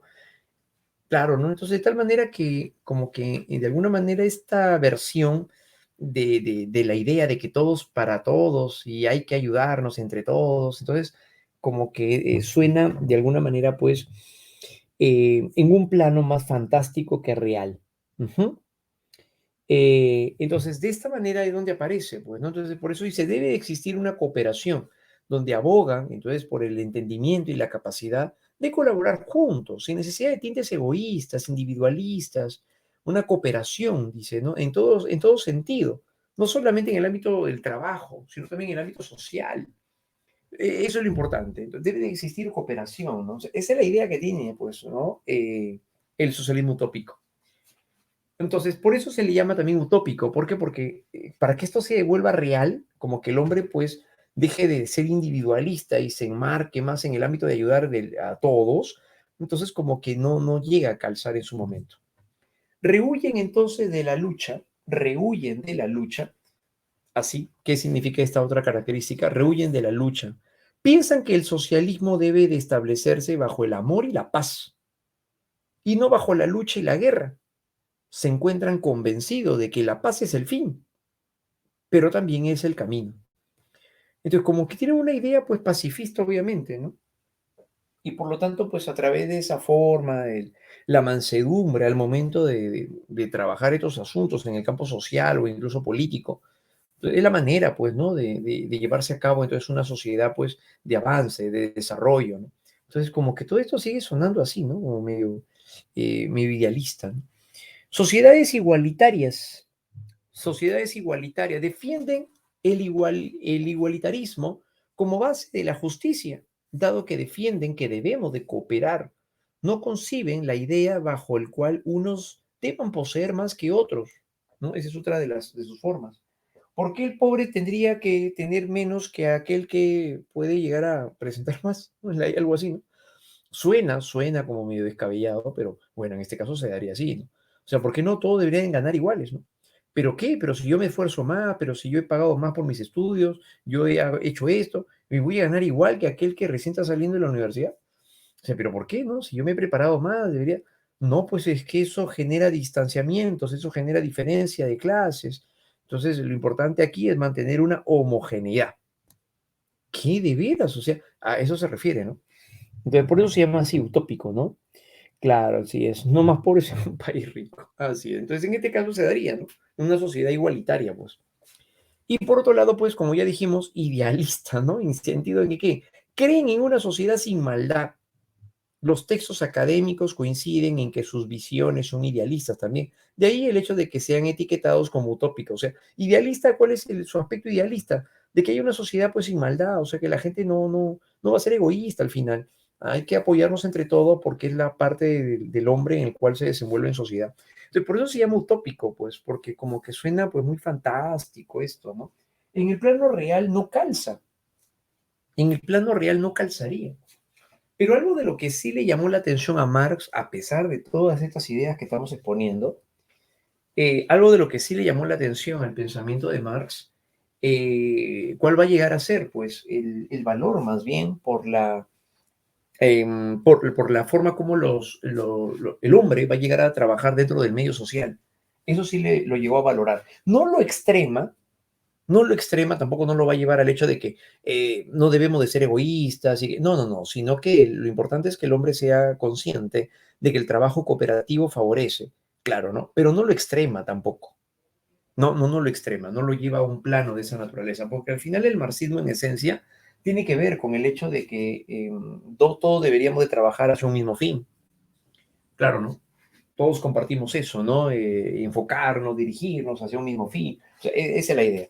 Pero la forma como lo plantea al menos Marx es distinto a como lo planteaba pues, el socialismo utópico de Owen, Saint-Simon y todo lo demás, ¿no? Claro, ¿no? Así es.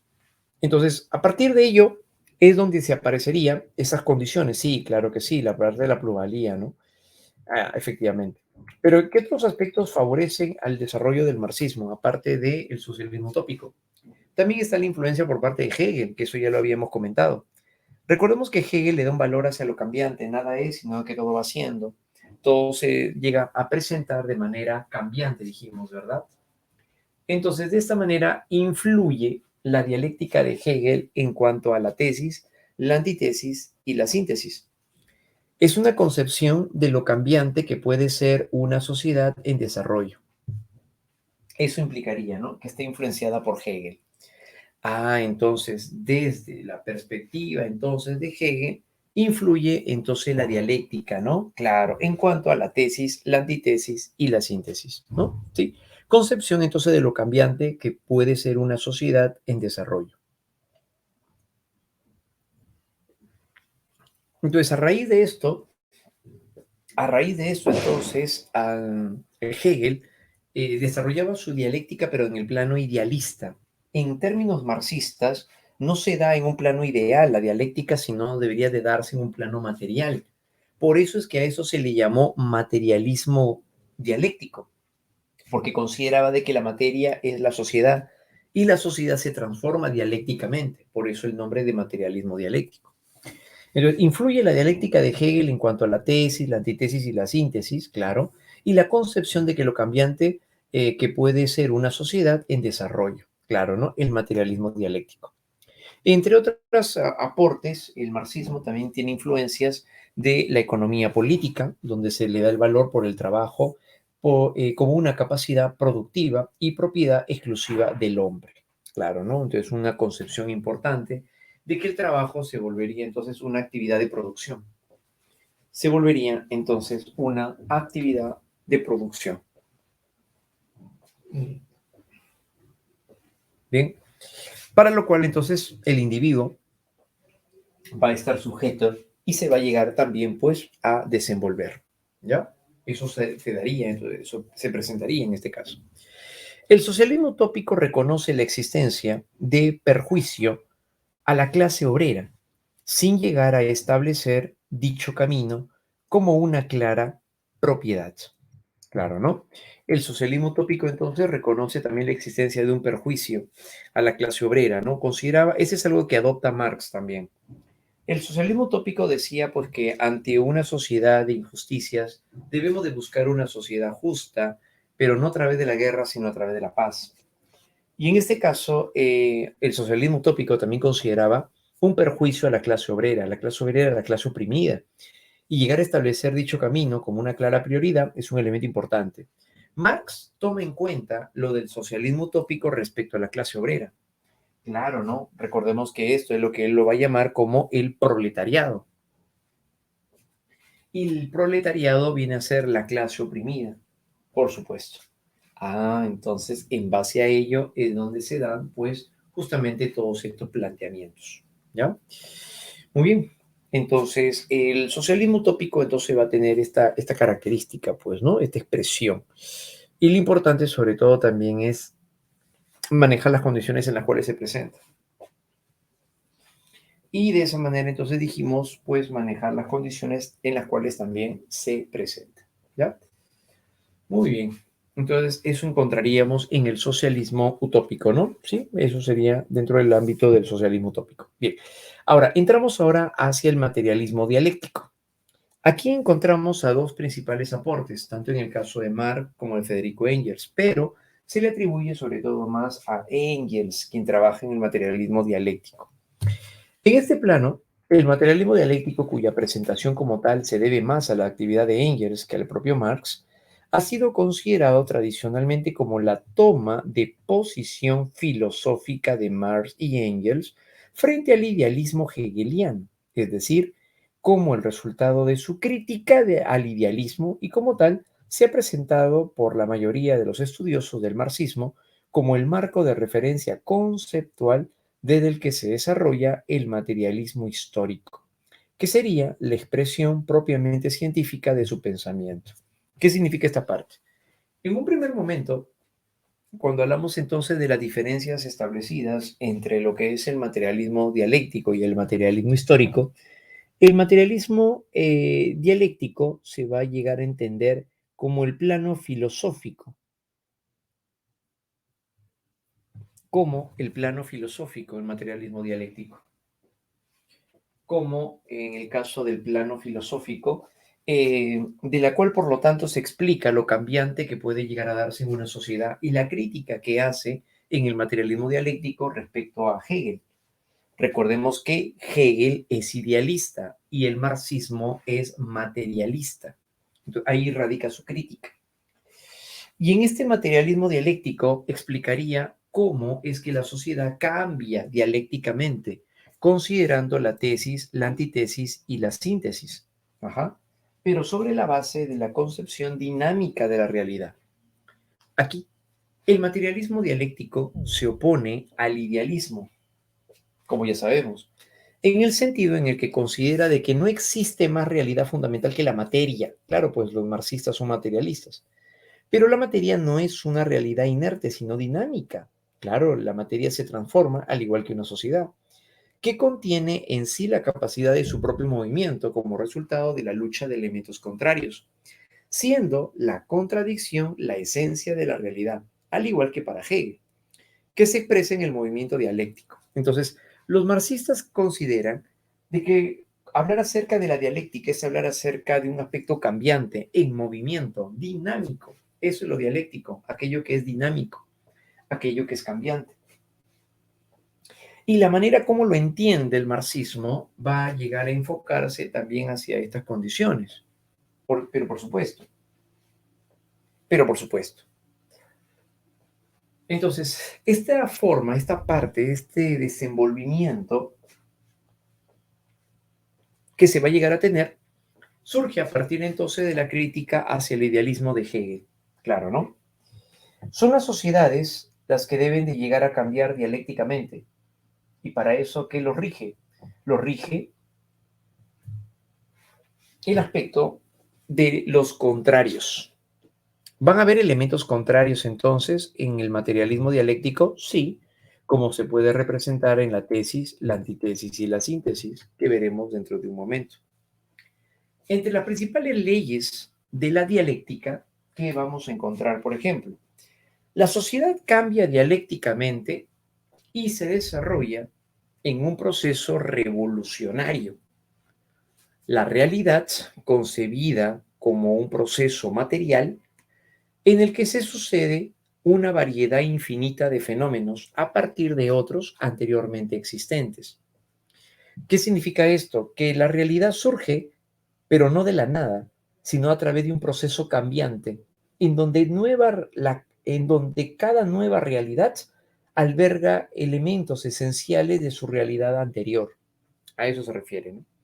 Por eso dice, la realidad concebida como un proceso material en el que suceden una variedad de infinita de fenómenos a partir de otros anteriormente existentes. Entonces, de tal manera que en este caso, una sociedad cuando se transforma, por ejemplo, una sociedad cuando se transforma, no es que surgió esa sociedad de la nada, no, esa sociedad también tiene una historia y hubieron ciertos contextos que lo llevaron hacia su desenvolvimiento. A eso se refiere. Esta sucesión no se produce al azar. Todo el proceso está regulado por leyes que determinan su evolución desde las formas más simples a las más complejas y que afectan a toda la realidad natural y humana. o sea, toda la condición histórica del hombre. Se refiere entonces a toda la condición histórica del hombre, ¿ya? Entonces, el manejo que se va a llegar a tener aquí va a llegar a ser pues de manera bastante significativo, ¿no? Por supuesto, esa es la dialéctica, ¿no? Leyes de la dialéctica. ¿Qué encontramos aquí? Ley de la lucha de contrarios. Vamos a verla por ese lado. La ley de la unidad y lucha de contrarios. Ley de la unidad y la lucha de contrarios. Todo en la realidad presenta su contrario, es lo que nos va a llegar a señalar en este campo. Cuando se habla acerca de la ley de la unidad y la lucha de contrarios, eso nos trae recuerdo de Heráclito, ¿no? Cuando Heráclito decía, pues todo fluye, todo cambia, ¿no? Claro. Y claro que no está mal. ¿Por qué? Porque Marx, como materialista, está influenciado en afirmaciones basadas en la materia. En las concepciones observables, digamos así, efectivamente, en las leyes de la naturaleza, por supuesto, por su condición materialista. Ajá. En términos de, claro, si queremos verlo así, ¿no? En términos de Hegel, sería pues como el logos universal, ¿no? Algo así. Claro, porque las cosas no surgirían de la nada, ¿no? Pero tampoco va a defender a la biología, pues en este caso, porque él es idealista, ¿no? Claro, pues Hegel es idealista. En el caso de Marx es distinto, porque Marx va a ser materialista, pues. Entonces, él sí le va a dar valor a esto. Claro, ¿no? Él no va a hablar de idea absoluta, ¿no? Hay algo que mueve todo, ¿no? Entonces, hay una idea absoluta. No, no, no, no lo va a llamar de esa manera, ¿no? Claro, efectivamente. Entonces, en este caso dice, todo en la realidad presenta su contrario. Entre las parejas de contrarios puestas en los ejemplos que tenemos, por ejemplo, en Marx, ¿en qué se centra? Se centra en la materia. ¿Qué elementos materiales presentan contrarios? Atracción, repulsión, movimiento y reposo, se refiere a la física, propiedades corpusculares ondulatorias, herencia y adaptación, excitación e inhibición, en los casos de los organismos vivos, la lucha de clases, en este caso en la sociedad, materia y forma, cantidad y cualidad, sustancia y accidente.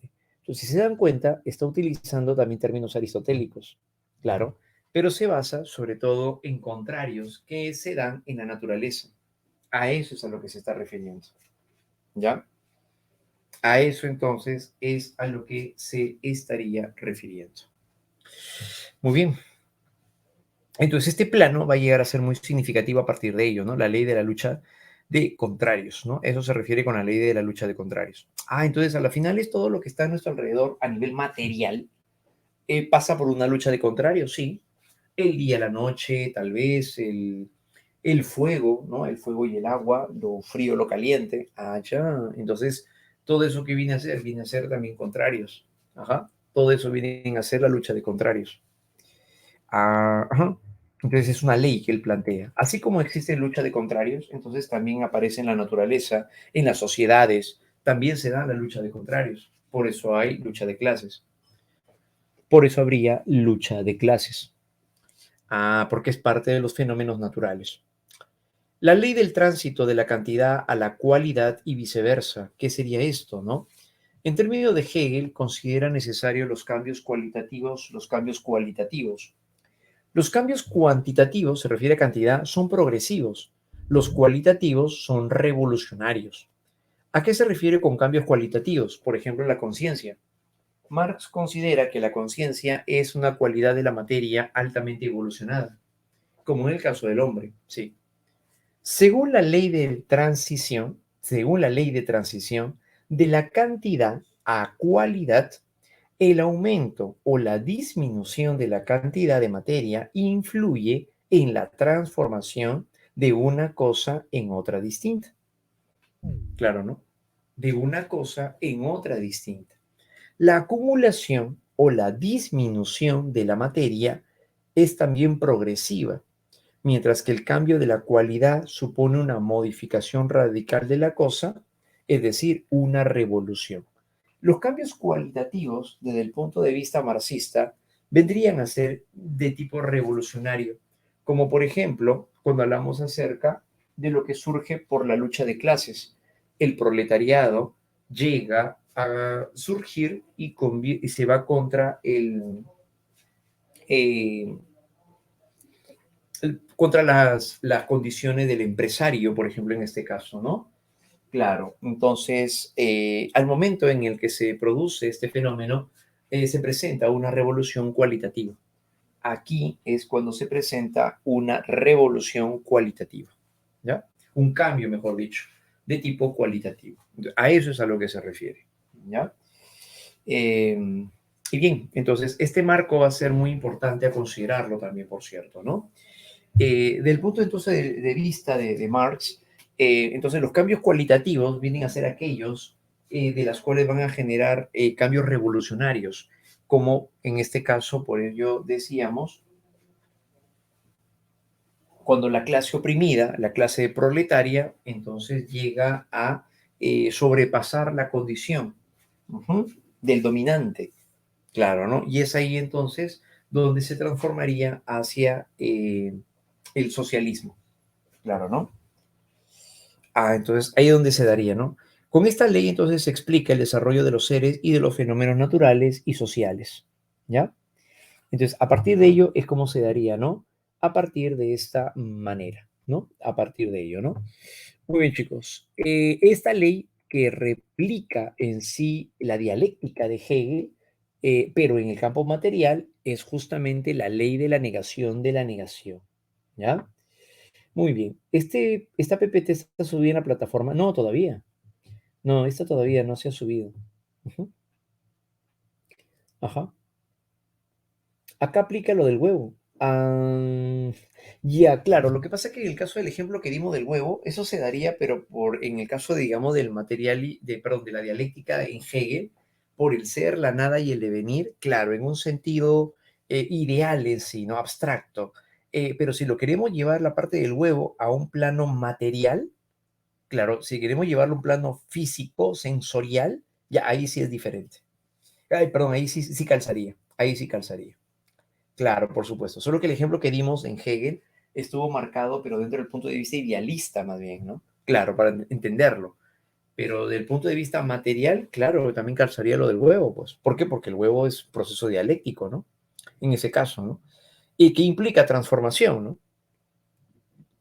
Aquí, por ejemplo, ¿qué vemos? En este caso, ¿qué encontraríamos? Las nuevas realidades son superación de entidades diferentes a lo que fueron. Fíjense, la idea es muy parecida a la de Hegel, pero ahora en términos materiales. El primer momento del movimiento dialéctico, el de la afirmación, supone la mera existencia de una realidad, es decir, asumimos la existencia de algo. El segundo momento, el de la negación, supone la acción del elemento contrario, que en oposición con el primer momento lo niega, o sea, afirmación y negación. Se refiere a esto. El primer elemento, ¿cuál es? El capitalismo. El segundo, el proletariado. Entonces tesis y antítesis, efectivamente. Y el tercer momento, negando el segundo, que ya a su vez era la negación del primero, se presenta como el momento de la reconciliación, la síntesis, recogiendo lo positivo de las dos anteriores. O sea, al final, ¿qué es esto? La tesis, la antítesis y la síntesis. Entonces el capitalismo, el proletariado y el socialismo. Sí, al final eso sería. Esto que se vuelve entonces, se volvería la dialéctica que se planteó desde el punto de vista de Hegel, pero ahora enfocado hacia términos materiales. Y cuando hablamos de materiales, ¿a qué se refiere? A la sociedad, porque la sociedad es una expresión material. Una vez alcanzado este estadio del movimiento, nos encontramos ante una nueva realidad que entrará de nuevo en otro ciclo de transformación dialéctica. Recuerden que se va transformando las sociedades, dando lugar así al desarrollo progresivo de la naturaleza, de la sociedad humana y del pensamiento. El desarrollo que se dirige hacia formas más completas, más perfectas y más integradoras también de la realidad. Claro, ¿no?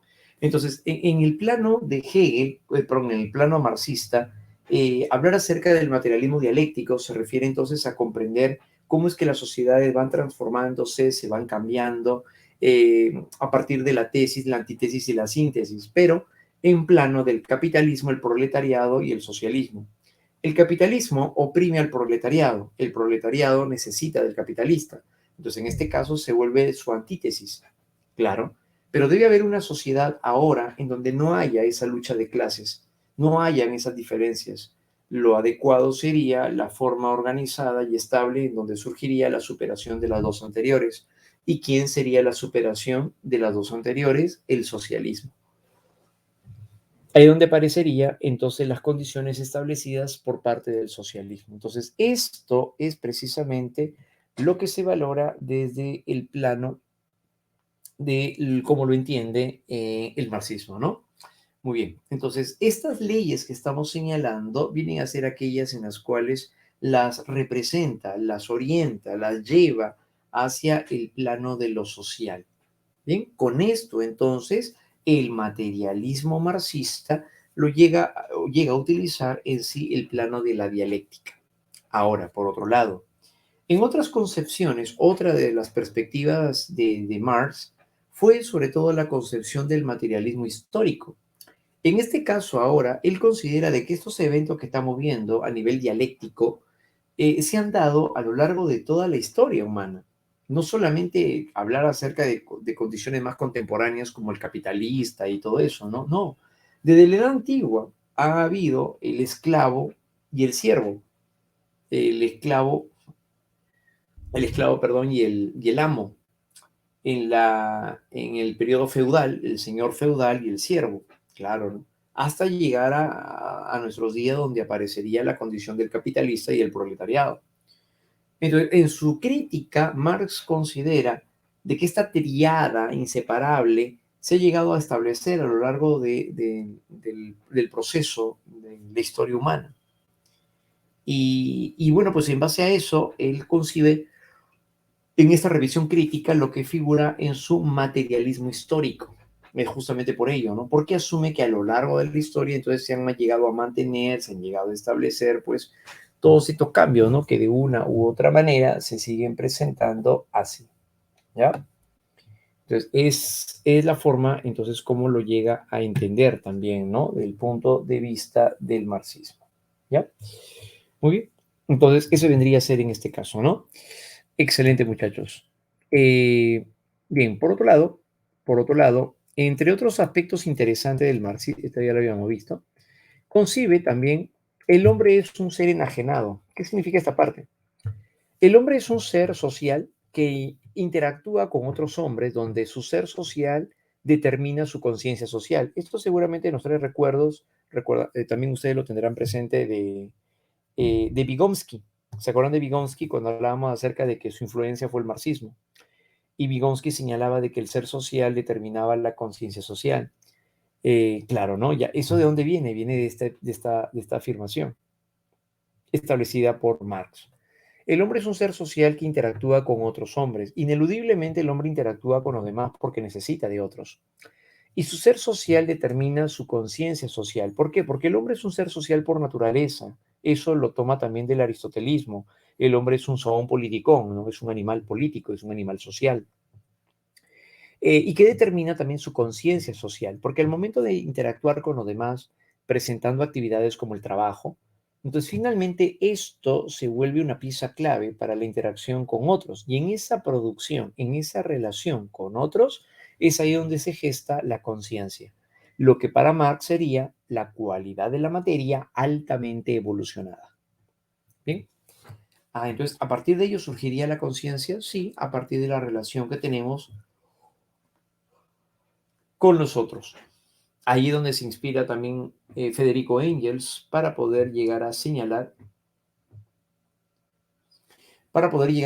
entonces el paso, la transformación del mono a hombre, ¿no?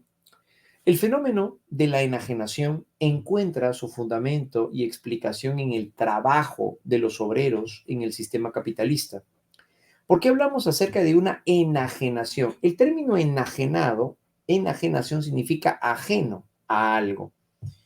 Es decir, es la idea de asumir que lo que se produce en el trabajo es aquello de lo que al final no le va a pertenecer a quien lo produjo. Entonces es ahí donde se vuelve ajeno. Esta persona que trabaja en una mueblería elabora, construye mesas, mesas que no serán suyas, sino que lo que hace es poner en exposición su fuerza de trabajo a cambio de. Ajá. Entonces en el capitalismo, el trabajo productivo poseído por los capitalistas no les pertenece a los trabajadores, les es ajeno. Por eso es que al final este obrero, este albañil, está enajenado, lo mismo que su producto, y derivativamente su propia humanidad y sus relaciones con los demás seres humanos. Entonces eso viene a ser la parte y la condición en la cual se establece la característica de la enajenación, donde el sujeto se muestra enajenado. ¿Por qué enajenado? Porque lo que él produce ya no es para él, se vuelve ajeno porque ya no será para él, sino para el capitalista. Y es ahí donde incluso hasta el capitalista se apodera del excedente, que es justo la llamada plusvalía. Entonces, a la final es el hombre no se adueña de lo suyo, de lo que él produce, de lo que él elabora, no, no. Al final esto no, tampoco no es suyo. Esa es la parte de su enajenación. Pero aún así siguen lo mismo, es que necesita del capitalista. Claro, ¿no? Necesita del capitalista. Entonces sigue en ese mismo sistema, claro. Entonces está enajenado, ¿no? Su enajenación, no solamente solamente su producto, sino su fuerza de trabajo. También está enajenado, claro. Porque el resultado de su fuerza de trabajo fue el producto que hizo. Y eso ya no le pertenecerá, sino al capitalista. Claro, ¿no? Entonces ahí es donde se presenta esta condición establecida. ¿Ya? Muy bien, entonces ese es el hombre y su trabajo enajenado, ¿no? La crítica de Marx. Parte de eso donde lo vemos también, ¿no? Allí, por ejemplo, encontramos a múltiples obreros trabajando en lo suyo, desempeñándose. Esta enajenación humana en el proceso productivo estaría en la base de las formas de enajenación, entre ellas también la religiosa que enfatiza Feuerbach. Este personaje consideró sobre todo la enajenación religiosa, concibiendo de que el hombre se subordina aquello de lo que sería al final producto del propio hombre. ¿Cuál es la religión? Ante la necesidad del hombre de encontrar respuestas a aquello de lo cual no entiende, crea la religión. Y estas imágenes sobrenaturales finalmente cobran relevancia para el hombre, para llenar sus vacíos en el conocimiento. Nuestro producto, una vez enajenado, se transmuta en el mismo capital que lo enajena, y así enajena lo que depositamos de nosotros mismos en él. O sea que al final cada obrero, cada trabajador, al momento en el cual elabora su labor o realiza su labor, queda enajenado en lo que produce y también queda enajenado al dejar allí su trabajo. De igual modo, nuestra vida, una vez explotada con fuerza de trabajo, como fuerza de trabajo, se nos vuelve ajena. Por eso lo decíamos, ¿no? O sea, el trabajo, el empeño, el tiempo de este trabajador para realizar lo que viene haciendo, finalmente no le pertenece ya. Le pertenece a todo eso, al resultado que sería lo que produce. Entonces se nos vuelve ajena y termina fortaleciendo el mismo poder que lo explota. Se refiere al capitalista, que la absorbe y que la convierte en el mismo, que vendría a ser entonces allí el capitalista. Entonces, las condiciones capitalistas van a llegar a enfocarse sobre todo también en este plano y la manera como se desenvuelve, ¿no? Cómo se presenta, es lo que lo va a llegar a establecer en resumidas cuentas. Entonces, a partir de ello, pues, ¿no? Los individuos van a llegar a tejer sobre todo también este ámbito, ¿no? Una expresión impetuosa, es una expresión impetuosa finalmente, ¿no? Que ha de caracterizar a los demás individuos. Pero bueno, eso vendría a llegar a darse entonces en ese sentido, ¿no? Entonces, la concepción enajenada tiene que ver a partir de lo establecido por el propio sujeto en tal caso, ¿no? Claro, así es. Esa es la enajenación. desde la manera, al menos como lo plantea también, pues, Marx, ¿no? Marx. ¿Listo? Muy bien, chicos. En este campo, en este apartado, bueno, también aquí vamos a aportar como para que lo puedan tener ahí en su material, las principales obras de Marx, ¿no? Marx, las que trabajan Marx y Engels, y finalmente también Engels. La más representativa en las trabajadas por Marx tiene que ver sobre todo también la tesis sobre Feuerbach y la miseria de la filosofía, además de El Capital, pues, ¿no? Su obra cumbre en el ámbito económico. En de Marx y Engels, La Sagrada Familia, pues, ¿no? Claro, y el Manifiesto Comunista son las obras más representativas. Y en el caso de Engels, figura sobre todo los principios del comunismo. Bien, ¿es representante del marxismo? Sí, efectivamente. Engels también es representante del marxismo. Por eso que conocer acerca del marxismo no se refiere solamente a Marx, ¿no? Sino que también hace alusión hacia las concepciones de Federico Engels. ¿Ya?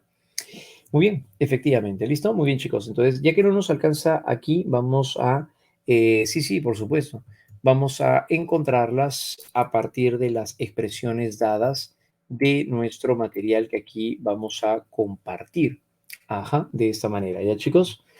Así es. Para nuestra segunda parte, porque esa es la primera parte de filosofía contemporánea, eh, vamos a llegar a presentar ya la filosofía de Nietzsche, la parte del voluntarismo, ¿no? Claro, ¿no? La filosofía de Nietzsche y por otro lado, pues la filosofía existencialista. Claro, ¿no? Teniendo en cuenta, obviamente, lo que va a ser bastante significativo en cuanto al prospecto último, pues, ¿no? De San Marcos, ¿ya? Bueno, chicos, entonces vamos rápidamente a lo siguiente, ¿no? Este tema es nuevo en el prospecto. Bueno, está dentro de lo que es historia.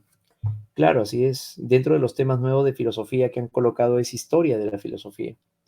Claro, ¿no? Y es importante tener en cuenta, bueno, a los personajes más representativos, sobre todo también que se ven en este plano. Claro, así es, ¿no? Por eso que han habido algunos cambios que hemos hecho por el nuevo prospecto, obviamente, ¿no? Bien, dice, el idealismo de Hegel concibe que la realidad se encuentra contraria a una manifestación estática de los entes, pues nada es, sino que todo va siendo. Por lo expresado anteriormente, se deduce que desde la perspectiva de Hegel, entonces la realidad, ¿cómo llega a ser? ¿Cómo llega a ser? Si todo está en constante elementos contrarios, todo estaría mostrándose de manera cambiante. ¿Y esto cuál lo expresa? En el concepto de la dialéctica. Claro, muy bien, muchachos. Se refiere a que todo llega a ser cambiante. Por eso dice, nada es estático, nada es, sino que todo va siendo. ¿Qué significa? Que nada está estático y que todo está en constante cambio. ¿Eso de dónde viene? De la idea de la dialéctica, ¿ya? Para Hegel, la idea absoluta es, ya que no se encuentra quieta y genera la posibilidad de que todo vaya siendo. La idea absoluta que genera la parte dialéctica significa que está en un constante cambio, en una constante representación o desarrollo, como él le llama. Entonces, ¿qué sería? Por eso hace que todo sea cambiante, por la realidad en desarrollo. Excelente, muchachos. Muy bien. Así lo considera la idea absoluta. Para Hegel, pues, todo se fundamenta en una verdad universal. Para Hegel, dice, ¿qué vendría a ser entonces el fundamento de una verdad universal? Cuando afirma todo lo racional es real y todo lo real es racional. Eso vendría a ser la concepción de la verdad universal, donde lo vemos expresado ello. Las ideas provienen de las cosas son abstractas, las ideas y las cosas son iguales. No, ¿qué sería? Sería entonces lo ideal es real y viceversa. ¿Qué significa? Lo racional es real y lo real es racional. ¿Eso qué es? El panlogismo. Recordemos que desde el punto de vista de Hegel no valoraría la materia. ¿Por qué? Porque él es idealista. Dentro del prospecto del proceso, perdón, dialéctico, la idea absoluta se realiza, es decir, toma conciencia de sí misma, claro. Y el proceso dialéctico se vuelve la idea absoluta, eh, conciencia de sí misma, cuando el sujeto llega a adoptar su propia conciencia de ser, cuando la dialéctica se vuelve dialéctica del propio sujeto. Entonces, ¿qué significa? Cuando se vuelve filosofía, naturaleza, religión o pensamiento del hombre. Se vuelve pensamiento del hombre, claro, muy bien. Lo cambiante y lo dialéctico forma parte de la conciencia del hombre, ¿no? Por supuesto.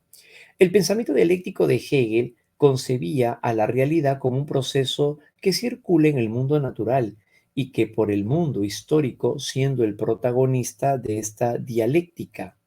¿Quién propicia la dialéctica? ¿Quién genera que todo sea cambiante? Nada es, sino que todo va siendo. Otra manera de llamarlo así a la idea absoluta, ¿cuál es? El espíritu absoluto. Él vendría a ser el generador justamente de todo lo que está a nuestro alrededor, porque todas las cosas se muestran así, cambiantes. Dentro del devenir histórico del espíritu, la síntesis que se obtiene entre la idea absoluta y la naturaleza al final que vendría a ser ella. La síntesis es la completa representación de las cosas. Si yo quiero conocer la naturaleza y la concepción propia de lo que es lo real, ¿de dónde provendría? La síntesis que se obtiene entre la idea absoluta y la naturaleza, que vendría a llegar a ser la conciencia del propio elemento. Ajá, la conciencia del propio elemento, o sea, de la propia representación de la realidad, mejor dicho. ¿Qué vendría a ser eso? Claro, la conciencia humana. Muy bien, jovencitos. Claro, pues, ¿no? Esto está relacionado con lo primero, ¿no? La conciencia, pues, el sujeto, el pensamiento, ahí donde recae el proceso dialéctico, se daría entonces en la conciencia, ¿ya? Las categorías de Hegel que plantea como el ser, la esencia y el concepto van superándose dialécticamente hasta llegar a la categoría más elevada, la representación más elevada de todos los conocimientos y la que genera todas las cosas posibles que vendría a ser o cuál vendría a llegar a ser. Contrario, fuerza sensible, espíritu divino, la idea absoluta. Claro, la idea absoluta, pues ese es el concepto, la categoría más elevada de todas. La dialéctica hegeliana involucra principalmente los conceptos o categorías, entre ellas a quienes tenemos. ¿Qué involucra las categorías de la dialéctica? La tesis, la antitesis y la síntesis. Excelente, muchachos. La dialéctica desde la concepción hegeliana enseña entonces ¿qué? La realidad no puede negar su existencia, la realidad carece de principio ordenador, no existe negación de acontecimientos, nada es, sino que todo va siendo. Si hablamos acerca del plano dialéctico, se refiere a que las cosas se muestran cambiantes, y si las cosas son cambiantes es porque nada es, sino que todo va siendo. Excelente, muchachos. Finalmente, en el estado teológico,